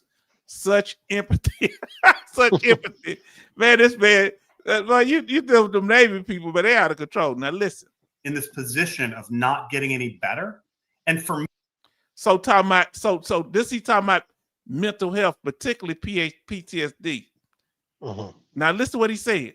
Aren't disabled, but what they should be is treated for those conditions. And the VA doesn't do a good job of treating for those conditions. Mental health. Instead, they compensate them. And what happens, particularly with mental health disorders, and I can talk about this study if you'd like me to, what happens with mental health disorders is once people get to their 100% rating that they're after, they stop seeking treatment. And so they get... I saw my doctor in the last 2 months. My doctor's, my psychiatrist, I am diagnosed with 3 mental disorders, not just PTSD. The other 2 are so embarrassing I can't mention it. So I no, I understand what you're saying, H-Town. And so what he's trying to say is that there's a permanent treatment for that issue when it comes to PTSD. But since the VA supposedly doesn't have the treatment, they're just compensating us. Does he not know that the mental health is permanent? A lot of times you can't get away from you can't be out of mental health. You No, can he don't stabilize know. it a little bit, but it's always going to be there. He thinks that there's a treatment, there's a Go magic back pill and for watch it. our last videos on the subject. He said that PTSD is curable. Tell me if I lied, family. He literally said that PTSD is curable. Am I That's the lying, problem. family? That's the problem. That's what's wrong with this fundamental right there. Once he comes to that conclusion, I don't even know where he got that study from, but that right there is backwards, ass backwards right there. You know what I'm saying? How he's doing things, you know? He Yeah. thinks that just because you experience or a traumatic event that a lot of people from the civilian life never experience, that you could easily come and transition and be cured with a magic pill or with some treatment, some magical treatment. It doesn't work like that. You know what I'm saying? I mean, Okay, like I look. said, yeah. I gotta say something. Family, if you enjoy Dogface Soldier being my co-host tonight, put some love emojis in the chat. And for the guys that ain't gonna make you, you know, a little soft or nothing, just put something in there, show some support, some thumbs up or something. Ladies, put some love emojis in the chat. Guys, you can do it too. I got my number love. Betty Bob say 22nd October 2025 for pre-op. I did complain to community care. Dog Face Soldier, glad you still keeping up with the patient advocate. See how we help each other? He wouldn't know that, would he? Now listen, let's let him go on the mental health. Stuck in this position of not getting any better. Stuck in a position of not getting any better. That you are stuck, brother. Brother, this guy here, we couldn't be at a boy drinking. I couldn't be at a boy drinking with him. If our brother is doing an excellent job as a co-host, show some love. Show some love. Get some heart emojis, some hand emojis, thumbs up, whatever you want to give. Jay Oliver say he's doing the job. This is the co-host. Look what they say about this other dude. Look, say, oh man, look, say, okay. All right, look, love in the house. Now listen what the coach is saying, number love. My co-host is holding me down. Hey. Listen, this is what I'm talking about. Now listen what Charleston say. Yes, Gabe said curable. Then said here at the VA doesn't treat PTSD. Wow, so it's curable, but they don't treat it. He contradicts himself. Yeah. Now hold on, let me see what. And for me, again, like people are making fun of me in the chat about using moral language and he's quoting the Bible and he's using moral language. Hey, listen, you know, okay. But anyway, so like, you see how dismissive this guy is. This guy's an idiot for real. Could y'all hold a serious conversation with this guy? Is this guy is he out of touch with the average veteran? Do y'all believe that this gentleman, if that I use that term loosely, I wouldn't. This guy, do you think because he doesn't see it? Do you think he has any respect for us as veterans? No, not at all. He doesn't even deserve to be in that position. If you think he respect, put respect. If you think no respect, put no respect. Why do you think he shouldn't be in this position? Why shouldn't he be? Should he even be given a microphone? Should they be covering him? Should I be covering him? You know what? I think unfortunately, with his actions, he should have a platform. You know why? Because it's exposing his ass. It's exposing who he really is. I'm sorry for using this language. No, you speak, a little brother. upset. Speak freely. A little upset right now. I just can't believe that we have these type of people in office right now. It's just mind-boggling. It's mind-boggling, and I'm glad that he has a platform because he's being exposed. And I don't think he's that bright. He's not that bright because if he's out there talking like this and thinking that we're that dumb for us not to catch on to his nonsense and his Hold on, I rhetoric. ain't mean to laugh. Hold on, I'll be laughing. No, I'm laughing what Jay Oliver put down. He doesn't have a leg to stand on. That ain't cool. that man ain't got my voice, man. Hold on, man. That ain't cool. I ain't mean to laugh. but you shouldn't have made me laugh like that. Oh, just pray that PTSD is like in the shower. Well, y'all are crazy. He said, "Oh, just pray that PTSD, just go pray it away." So I'm gonna pray away my PTSD like hair in the shower. Yeah. Oh, oh man, hold on. He's sensitive though. Y'all see, he said, "Y'all in the chat, y'all can make fun of my moral because you're trying to take a moral high ground while you insult us. You're speaking from a superior in your mind, a superior position of being an elite over us. If you are a veteran, I know veterans that are colonels that was in our groups, and we call him colonel because we loved him, you know. But he didn't act like he was better than us. He enjoyed being around the regular veterans. We had lieutenants and captains. Boy, sorry, I am going. What gets me some. He said going to time out. He said. Oh boy, go ahead. What you say? What mind boggles me is that he's coming to these conclusions like if it's the truth. You know what I mean? Like he's got the solution. Like if this is a proven fact when it isn't. He's coming in with like he's making it seem like it's a proven fact. It is true and it's not happening. You know why? But he's spewing lies at the same time. You know why? I'll tell you why. This man has lived his life with very little pushback. Oh yeah. So this is probably the only time he lives in a silo, in a bubble. Mm-hmm. They give him millions of dollars to talk like this. Yeah. Huh? They give him millions of dollars to run businesses. Can you imagine what his employees go through? Hold on. Wow. Yeah. From a moral perspective, what we ought to do, instead of just putting those rusty swords on the shelf, we ought to be doing everything we can to refashion the swords into productive plows. That's what you was talking about. So we're a rusty sword. He called you a rusty sword. And he want to make us a plow. Let me tell you something. My people, I descend from slaves, freedmen. We don't want nothing to do with no plow unless we plow in our own yard. Bad analogy. That's crazy. No, that's true, man. It's crazy. He's talking. You know, another thing. He's not only talking about us. Talking about the VA himself, the people that are paying him. You know what I'm saying? He's pretty much throwing everybody under the bus. You know what I mean? You know what's sad? He drinking the Kool-Aid. He on the Jim Jones thing. Look what Charleston say. Scary is Gabe believes his statement. He believed this because ain't nobody ever challenged him. Right. Hold on. And put them back into society in a way that they can stand on their own 2 feet. If they have 2 feet, they can stand on their own 2 feet and provide for their families. And if they have 2 feet, what? So, all bets off now. Look, you out of timeout. Look, our brother say if he have a leg to stay on, he's making fun of amputees.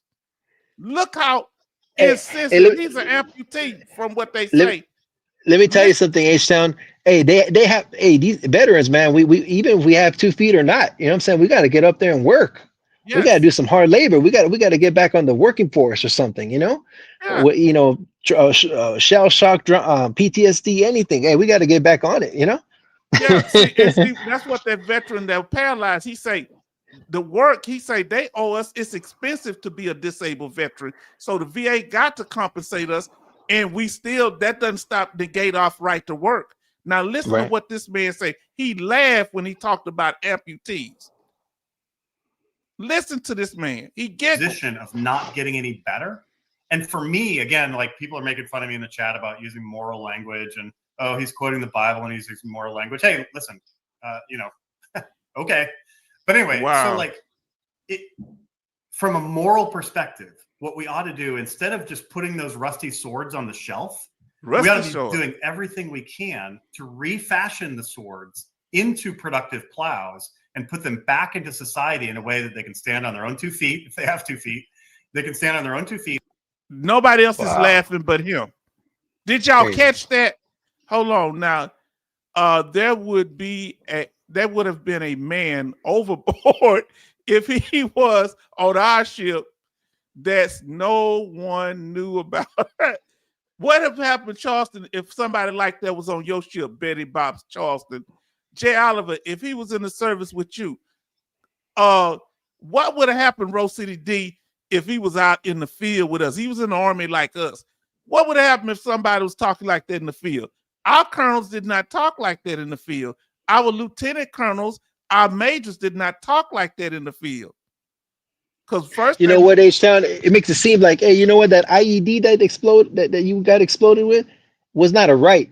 It's a privilege. You know what I'm saying? It's a privilege. So let me ask you this here, bro. People don't understand. Let me tell y'all something. When you have a round that scrapes past your tank, the enemy, they didn't hit you direct on, but you can hear it scraping past the tank at fast speed. Do you know how that makes your whole insides just feel like it's gone? I'm like, why didn't it explode? Why didn't it explode? It scraped right past the side of the tank.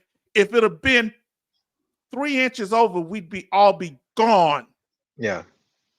And I'm like, but he's making it seem like everything that you've experienced is a privilege, and that all that right there, you don't deserve that money. It's and you need to get back in the working force. So all those injuries and everything like that don't mean nothing. Okay, let me ask you, for those of us that you did it in non-combat and combat time, I ain't trying to cry, y'all, but do you think it's a privilege that we lost people? Y'all, you think it's a privilege that we lost people? And I'm not a big crier, man, but he think it's a privilege that when we got back to the base, that after the war, my friends they just started crashing out. One on the floor, he beat up the sergeant lieutenant and he was about to jump off. The other one started violating women. He became a serial violator, and the sergeant got demoted. We were falling apart, man. This guy don't know what's going on. I couldn't help nobody. My whole platoon was falling apart. I couldn't do nothing to help him. Who is this guy, man? I'm sorry, y'all. You called me. No. I trust me, brother. I'm in the same. It mind boggles me. But this is the thing. This is very crucial because this is changing the path on where we're heading to as veterans. And we have to be aware of this toxicity. Yeah. Oh no! Now she got me laughing. Betty Bob, I ain't got time to play with you. Look what she said. Because he would have had an accident on the elevator. Hey, I think the only injury he ever got is a paper cut. Yeah, no, but he said he missing a leg in combat. But missing a leg on combat is a privilege. Hey, you got to get back on the working force. You got to get working force if you see somebody get killed and all that stuff that happens in your life and in your combat experience. But hey, you got to get back on it because hey, what you experience don't mean nothing. But with him, I want to make all the money in the world. Family, if you could describe this man in one word, what would it be? Starting with you, brother. Garbage. He needs to be out. What's the one word? If you could describe him with one word, what would it be, fam? Put it in the chat. Let me see. To provide for their families and get the economic and the moral and the social. Y'all missed it. I told you what it was all about. Listen, he don't start talking about providing for the family until you.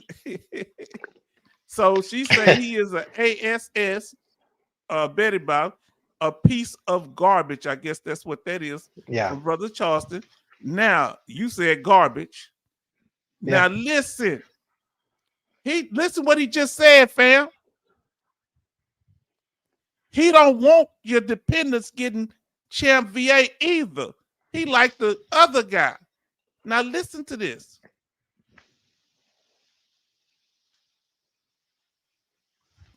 Now listen. position of not getting any better. And for me, again, like people are making fun of me in the chat about using moral language and, oh, he's quoting the Bible and he's using moral language. Hey, listen, okay. But anyway, so like from a moral perspective, what we ought to do, instead of just putting those rusty swords on the shelf, we ought to be doing everything we can to refashion the swords into productive plows and put them back into society in a way that they can stand on their own 2 feet. If they have 2 feet, they can stand on their own 2 feet and provide for their families and get the economic and the moral and the social justification that we. So look, he want to cut your families off from getting benefits too. So did you hear what he said, H-Town? Moral justification. More just I don't need more. I don't need no moral justification. When they sent us to fight, when they sent us to serve in the military to the 4-year contracts, when they sent us to Germany, when they sent us to be stationed in the States, was what you say more? Was it any moral justification, or they gave us orders?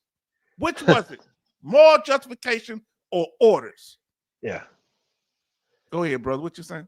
No, that's exactly it. When they, exactly. When you're out there sacrificing your life, selfless service, no, that's moral justification. That's a privilege for you to go out there and sacrifice your life.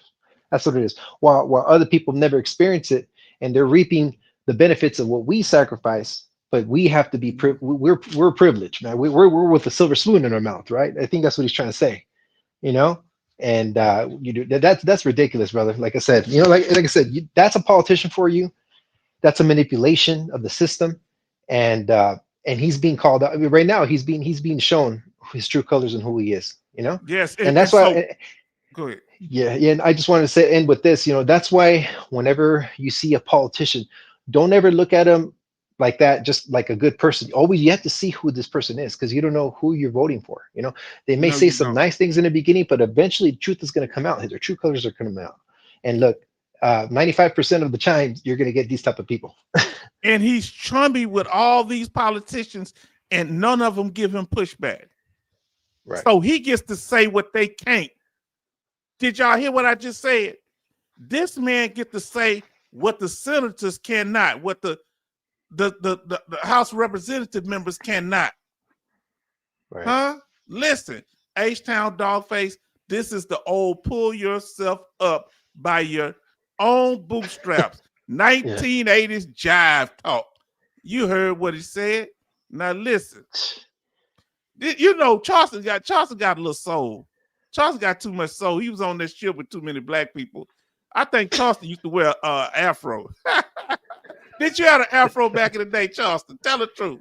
All get through our work. And I'm going to kick it to you in a second, Clay. I promise. So yes. On paper, the bumper sticker, on all of that sounds great, and I agree with that. But that is a lieutenant colonel hat on, talking to a bunch of 20-year-olds. It's not the reality. The reality is you're talking to a bunch of older veterans. The average age is in their 40s of veterans who are receiving disability compensation. Yeah, it's like 62. It's like 62. So you got to know your audience. You're not talking, look, as a lieutenant colonel talking to your 20-year-olds about everybody needs to pass PT. Awesome. Cool. All day long. But as you know, as age is not kind for some people. And the older you get, the wider that disparity between each individual becomes. All the 20-year-olds are cookie cutters. They're all the same. Why you should never charge your smartphone. All right, what you think of that, fam? What you think of that? He's got a point there. You got to think about it. When you join the military, he's looking at us like if we just joined the military as an adult. Right. We still have an adolescent mindset, 19, 18, 17, whatever you want to call it. When you get out of the military, the years go by, injuries do accumulate through time. Because it's just that's a science for you, man. The older you get, the more injuries you're gonna have. You know what I'm saying? The body takes effect. And all that has to do with a lot of the stuff that you went through. And in my case, with the military, and a lot of things happened to me. And I could speak for a lot of other veterans out there, what you've experienced. Because being in the military is not a hunky dory job. You're out there at odd hours, you experience a lot of craziness, depending on what you're doing. But speaking for myself, it was a lot of wear and tear, and the years go by, that accumulates in time. So like just like the individual says, the years go by, you're talking to people that are older, they're more mature, they're wiser, they got a career of themselves, either going to school with the post 9/11 or going and getting a job. It's not like we're out there sitting and rusted, in the corner in the, Yes. somewhere in the middle of nowhere. We're out there trying to make it in life. We're not with the silver spoon in our mouth. So for him to come and give that misconception of who we are as veterans after getting out of the military is he's got it like backwards. Like I said, he looks at us like if we're adolescents. We're not adolescents. We know what we have, the issues that we have, and if the VA is there for us, we have to take advantage of the VA, because no one else is going to do it. Who else is going to do it? One thing, you're right about that. Nobody else is going to do it. I do appreciate that InfoTap is, being more of an erudite, coming at it a more balanced way. Because I'd ask them straight questions. I wouldn't be rude or yell, but I'd ask them some straight questions. And I'd ask them, so how do you feel? Do you get VA disability? There's certain things I'd like to know. Do you think your situation is different from other veterans? See, that's what I'm saying.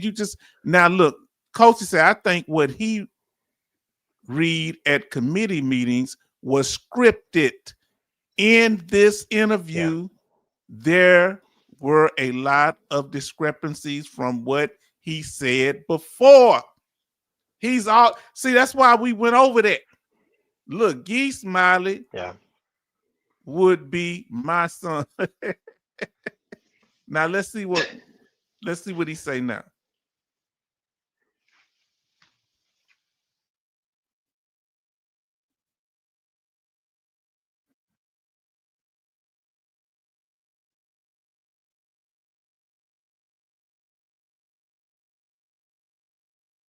And we gave you the exact number for 2024, did we not? And broke down each percentage. We gave you the numbers. Is what to say, Mr. Smiley? Is he breaking anything down? No, he's talking off the top, out the side of his neck. He's not giving any real statistics. Now look, it's a very subjective opinion that he's going through. It's subjective. Yes. He's not giving facts, and he's coming and he's making it seem like it's solid. Like you could take it to the bank, and it's not true. He's coming from his perspective. The only problem is he's a paid federal, personnel that has a. We call him a paid shield. We call him shield. A paid shield. Yeah. So so whatever his words go. His words go a long ways in us, because we're nobodies compared to him. He's making all that money, so he has to be careful what he's saying, because a lot of things that he's saying is not factual. It's all misconstrued. But we're not him, but he not us either. He don't have the credibility that we have. See, when I'm listening to CFD, if I'm listening to InfoTap, I have more of a camaraderie with them than I would with him. Yeah, that's why. Because he's not us. He's not one of us. It would be incredibly difficult from a gigantic VA perspective, looking down at the potential of 17 million veterans. Obviously, there's 6 point whatever million that are disability compensation. But so only 6 million are getting disability, and not all of them getting 100%. Some of them have 0%. Yeah, he didn't break that down either. And to try to, if you were ever 0%, put 0% in the chat. Did you ever have? If you started off with a, I started off at, I think, 10%. Tell us what your first percentage was. Yeah, my first was 0%. Dogface Soldier say his first percentage was 10%. Yeah, 10%. And let's see what the brother's saying here. Do what you're saying is a blanket. Let's do that. It won't work. Yeah. Clay. Well, he went right at it. He said it won't work. He said, what you saying, that blanket statement, I appreciate him. See, he good at this. I don't like him when he doing his little videos. He like me. I had to he talked too long. Go on, get to the point, man. what we say in the hood, man, get that stuff out. Go on, get it out. But you know what? It got to, and that's funny because he's like that info, right? But I'll tell you one thing, man, it triggered everybody in there, bro. Just like it's triggering us. He's like, forget all this circling around mumbo jumbo. I'm gonna get straight to the point because this is nonsense what I'm hearing. You know what I'm saying? And he's doing it. He's doing it a much more respectful way than I would do it. I wouldn't be Right. disrespectful, but I come at him. He wouldn't be used to somebody talking to me like that because see, I come from a different social class and a different racial group, and we don't allow people. He get beat up on the yard. No, If it's we true. was out Yeah, he the one. His lunch money be gone. He'd be bringing his lunch money straight to and getting up off of it. If he had a girlfriend, everybody the dude would be having his hand around his girlfriend. Man, that ain't your guess. She mine now. Yeah. Now listen, Coasty say he started off at 10%. The first rating Betty Bob's got was 40%. Jay Oliver 20%. I'm surprised y'all got, man, y'all did pretty good 40 and 20, and especially 10. Because like I say, it was rough. At least we got Search Connected. Let's see if this guy talks. Policy is really hard when you start talking about individual variations, but you're talking about 18 million or, roughly 18 million veterans the VA thinks they have. Maybe the number's 16.5, maybe it's 20, who knows? The VA doesn't know. But anyway. What is this idiot talking about? Did I just not break down how many veterans there were in 2024, the whole year? I'm telling you, not only did I break it down, I know the numbers were true because when I balanced them out, I rounded up when I had to because it was like 20 point this, 13 point that. When I rounded up, okay, this one I got to round up. The number was exactly what the number was of the total number of disabled veterans. Yes. Do you think he did any research, Mr. Policymaker? It's crazy. He didn't. As a matter of fact, he's going through hypotheticals, and I don't even think he cares the truth, H-Town. You know what I'm saying? That shows you right there his position. He doesn't really care about the numbers because his conclusion is always going to be it doesn't really matter. The system is not working and the VA is not doing their job and the people are being leeches and we're taking money and that's what it's all about. He's being biased with his statements. He doesn't really care about the facts and that's where he's at right now. Let me ask you this here. If you had to have one, you have to choose one of them. If you had to choose between this lieutenant here, Lieutenant Colonel retired, Dougie, or Ryan Gasusi, the head of the Veteran Foreign Wars, who would you choose if you had to have somebody standing for you? Oh man, it's like choosing a gunshot, a drink of cyanide, or getting stabbed. You know what I'm saying? Which way which form of death do I want to go? Pick your poison, fam. Pick your poison. Pick your poison. Who would you go for? You would go for Pastor Dougie. Hold on. You go for this gentleman here. Would you choose him? Oh Lord, hold on. Would you choose him? Or would you choose Mr. Bad Policy? Let me get there. I'll tell you who I would choose, H-Town. I'll choose Oscar the Grouch or Big Bird. You know what I mean? I wouldn't choose none of them. But at least he talks smooth. He do talk smooth. Who would y'all choose, fam? Who would y'all choose? Ryan Galusi? Let us know, family. Man, we're about to close out.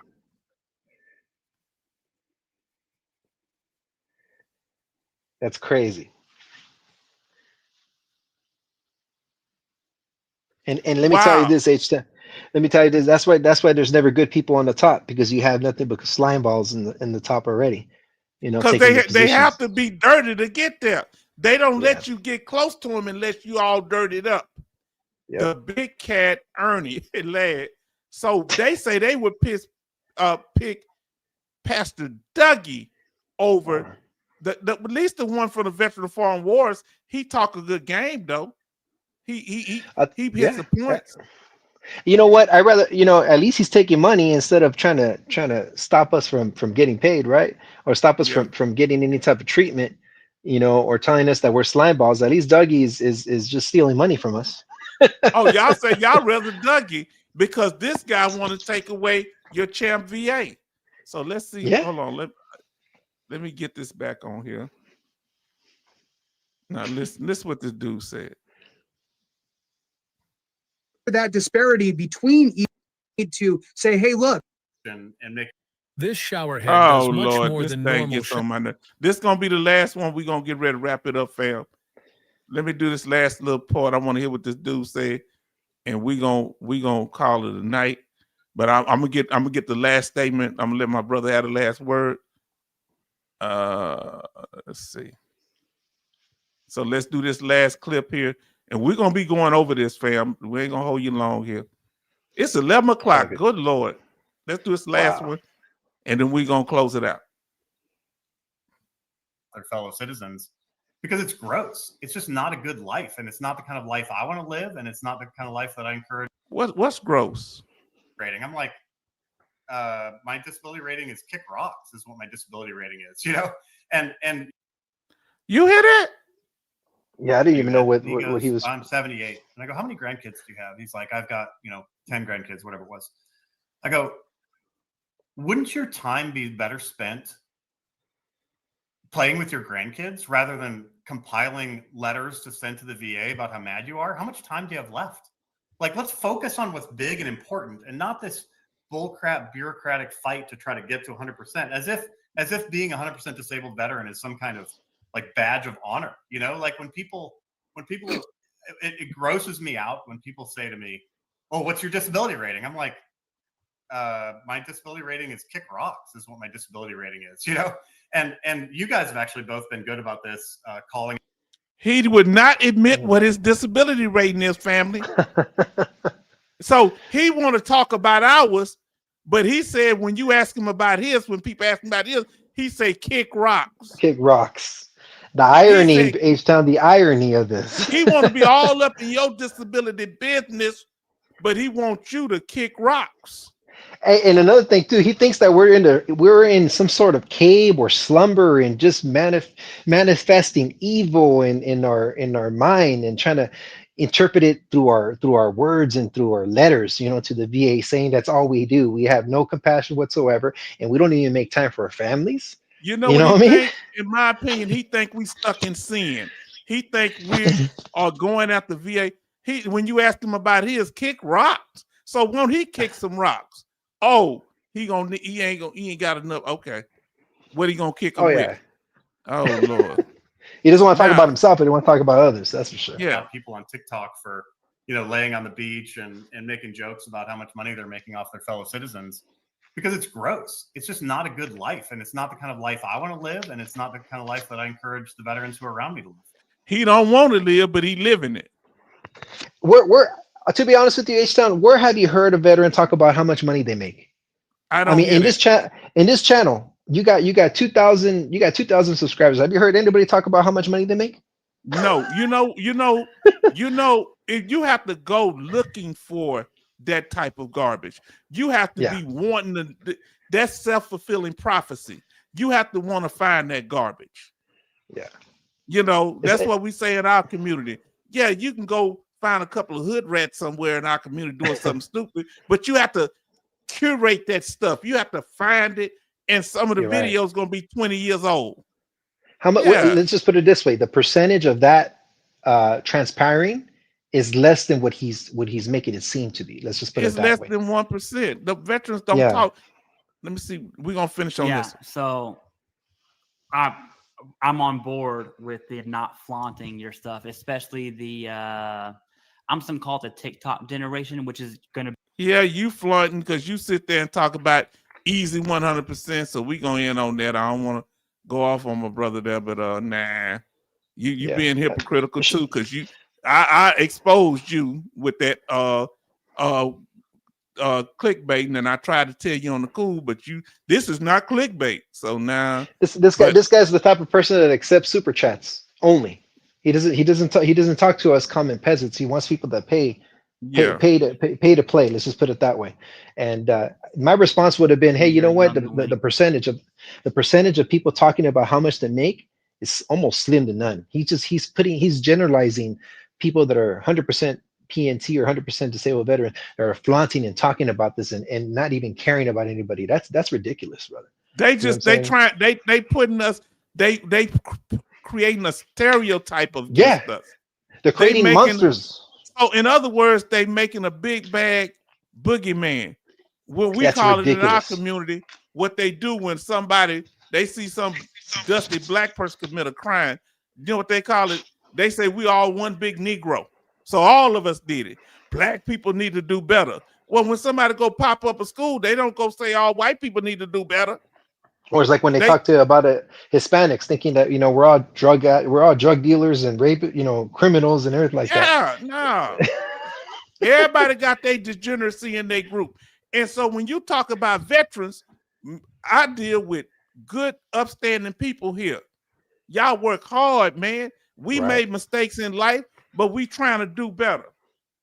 But it's come to the point by generalizing us as monsters, the ones that serve. That tells you that there's something wrong with the system. When it has to come to this point, that means that something's got to change. Because for them to come and generalize us now and calling us leeches and spewers of hate towards the veteran, the VA, and all that type of stuff, and taking advantage of it, that right there, it came to the point right now that they're already transparent on how they see us and how they view us. So that right there has gone too far. You know what I mean? And that's good that you're putting it out there. Look, Lieutenant Slob, we're going to get ready to close out, but I want to get a little more information from you, brother. You've been co-hosting wonderfully. Thank you for your patience. Lieutenant Colonel is a snob. Yes, he is. And he's a few other things that I can't say right now. Now, our videos that we just had, our new releases, family, look at this. Perverse incentives or proper compensation. So that's what we're saying. If they do it based on severity level or presumptive illness, is proper compensation. Watch our live stream on that. It's very popular. Then we did one on what? Dealing with, he wanted to start at 70% ratings and get rid of 0 to 60% ratings. Is that Congress getting him to do that? Is he just a puppet for Congress? Because they the one letting them say that stuff. Then we had the one on perverse incentives or rewarding illness, dealing with those two guys. Family, this is what I want to say. Judas Goat. At this point, I want to ask y'all a question. I want y'all to put a number. This is going to be the last question I ask. Brother might have something. But, brother, put in the chat, who do you think is the worst Judas Goat? Now that we got more information, would you say it's the veteran advocates like VSOs, unaccredited claims agents, anybody that represent us with our claim? Number 2, the VA secretary. Number 3, the government, meaning the president, Congress, or the Supreme Court. Number 4, fellow veterans. Who is the worst betrayer to us based on the information that they're putting out? You can put them in order of what you think. If you think all of them bad, you can put them in order of who's the worst, or you can just put one. Who do you say, my brother? You know what? I feel like the representatives of the VA. So I don't know if it's the government or the people that work in the VA, but those guys are number one because they're pretty much supposed to be delegating and having our side. They're supposed to be, having our back for the most part. But for now, so which number you pick? I would say which one was it? Government number one. Because advocate is number advocate. You probably can't see it, but advocate is number 1. VA secretary number 2. The government would be like Congress, mainly Congress. The president and Supreme Court really don't do as much. So, it'd be Congress, or would it be number 4? Your fellow veterans. I would say advocate, VA secretary. Government, and then fellow vets at the very end. Anybody that's in charge of the VA that represents us, that is disloyal to us at the very end and bite our hand That I feel those ones are the worst ones out of all. And the people that are backing them up, they're no different because they're all in on it. So when it's all said and done, it's like a never ending cycle. Now listen, so Jay Oliver said number one, he would say the advocates, especially like I guess dealing with like veteran foreign wars guy out there, because they supposed to be representing us, and then if they misrepresent us, it's dangerous. And I'm not saying that as a group all of them do that. They do a lot of good work. Charleston say number four. Anybody else got any that they choose? Now, brother, I want you to speak on whatever you want to say. You want to say tonight. I'm gonna let you have the last word. It's all good, brother. I just want to say happy Veterans Day to everybody. God bless you all. Be safe and always stay aware. I'm glad that H-Town is out there in the forefront. He's one of the few that is as transparent as possible, so we could get the latest and latest update on what's happening with the VA and the policy. So I commend him for that. And I just want to say, you guys just enjoy your time with family, and on to the next, and just for us to be aware and stay focused and always call out the truth, be truthful, always have that integrity, just because we're at where we're at doesn't mean the fight is ever going to stop.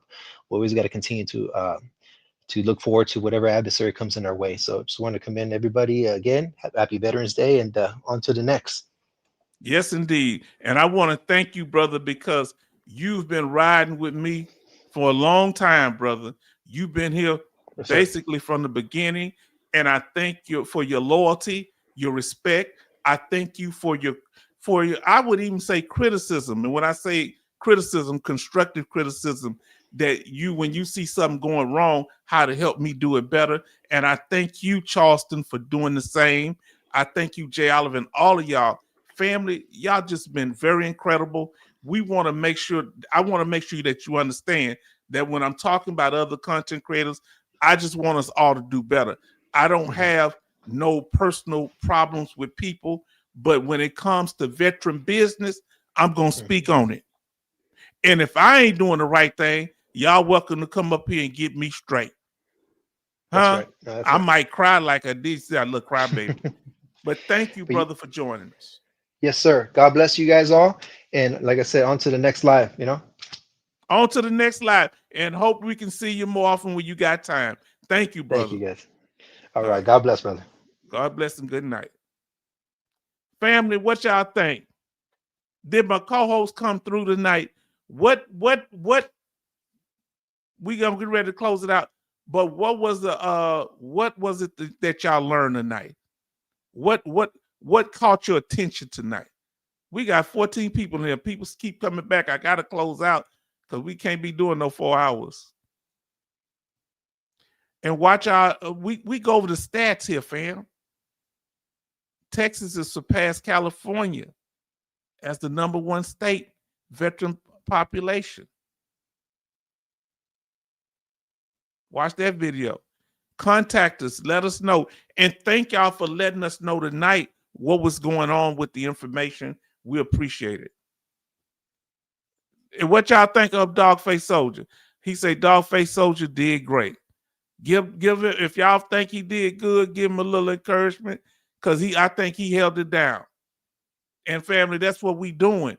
We trying to build each other up. And if you'd like to contact us and let us know and send us videos of things that happen like this, thank you for letting us know, because I didn't know he went on Seal Deal. So go over there and watch the video. If you enjoy what he's doing, subscribe. Info tab, thanks both of them for what they did. Now, H-Town, Vet Northside at gmail.com. If you want to contact us, you want to go watch more of our videos, go to our handle, H-Town Vet Northside on YouTube. Now, Cash App and PayPal is here in the description, right here. So, family, after party, any final statements? If you just want to say goodbyes, you can. Look at that. I want to ask y'all, somebody to know about travel. I'm having trouble on the last one. On the next one, I'm gonna ask y'all more questions about it, because I'm having trouble with Uber Health.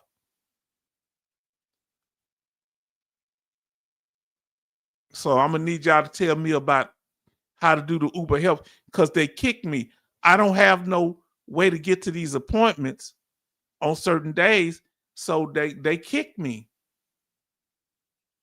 They kicked me talking about they had it set up, and then they said somebody higher in the Uber Health, that department of transportation, say, oh, he don't need it, he can catch a bus. It takes 4 hours to get a bus, and then I got to walk another 4 or 8 miles.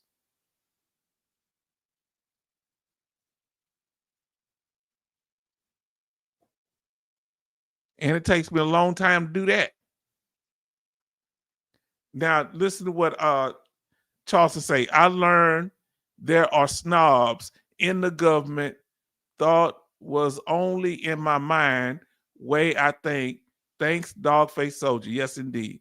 Family, let's say our final goodbyes. And family, I'm going to need y'all help think about that Uber stuff. Give me some information.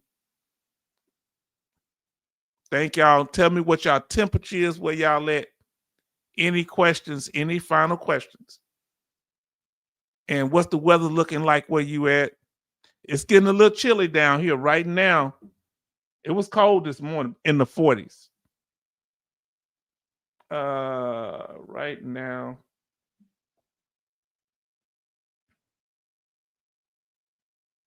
It's 58 degrees here in Richmond, Texas, right outside of Houston. Somebody tell us what you looking like. So Jay Oliver say good night, family. Good night, brother Jay Oliver. Good night. Tell us what that temperature is. Good night. Good night, John Boy. Remember that? In Pennsylvania, it's 35 snow in Pennsylvania. I'm shocked. Oh boy, family. Thank you for showing up, family. And we thank y'all for being here. And I believe we did it. You know, we talked about it, family. And we answered the question tonight. And we thank y'all for what was our thing? What we gonna do? How can veterans fight back against anti-veteran attacks? 1, keep your business to yourself. Number 2, watch who speaks for you. Number 3, expose those who counter any arguments of people that speak against you. And we did all that tonight. We ain't letting nobody put mud on our service, even though they claim to be one of us. So, family, we want you to have a good night. We've been in here for 3 hours and 47 minutes. I apologize, but y'all gave me some good information we needed to cover. And we thank you.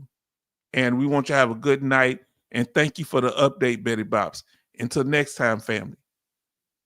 Good night.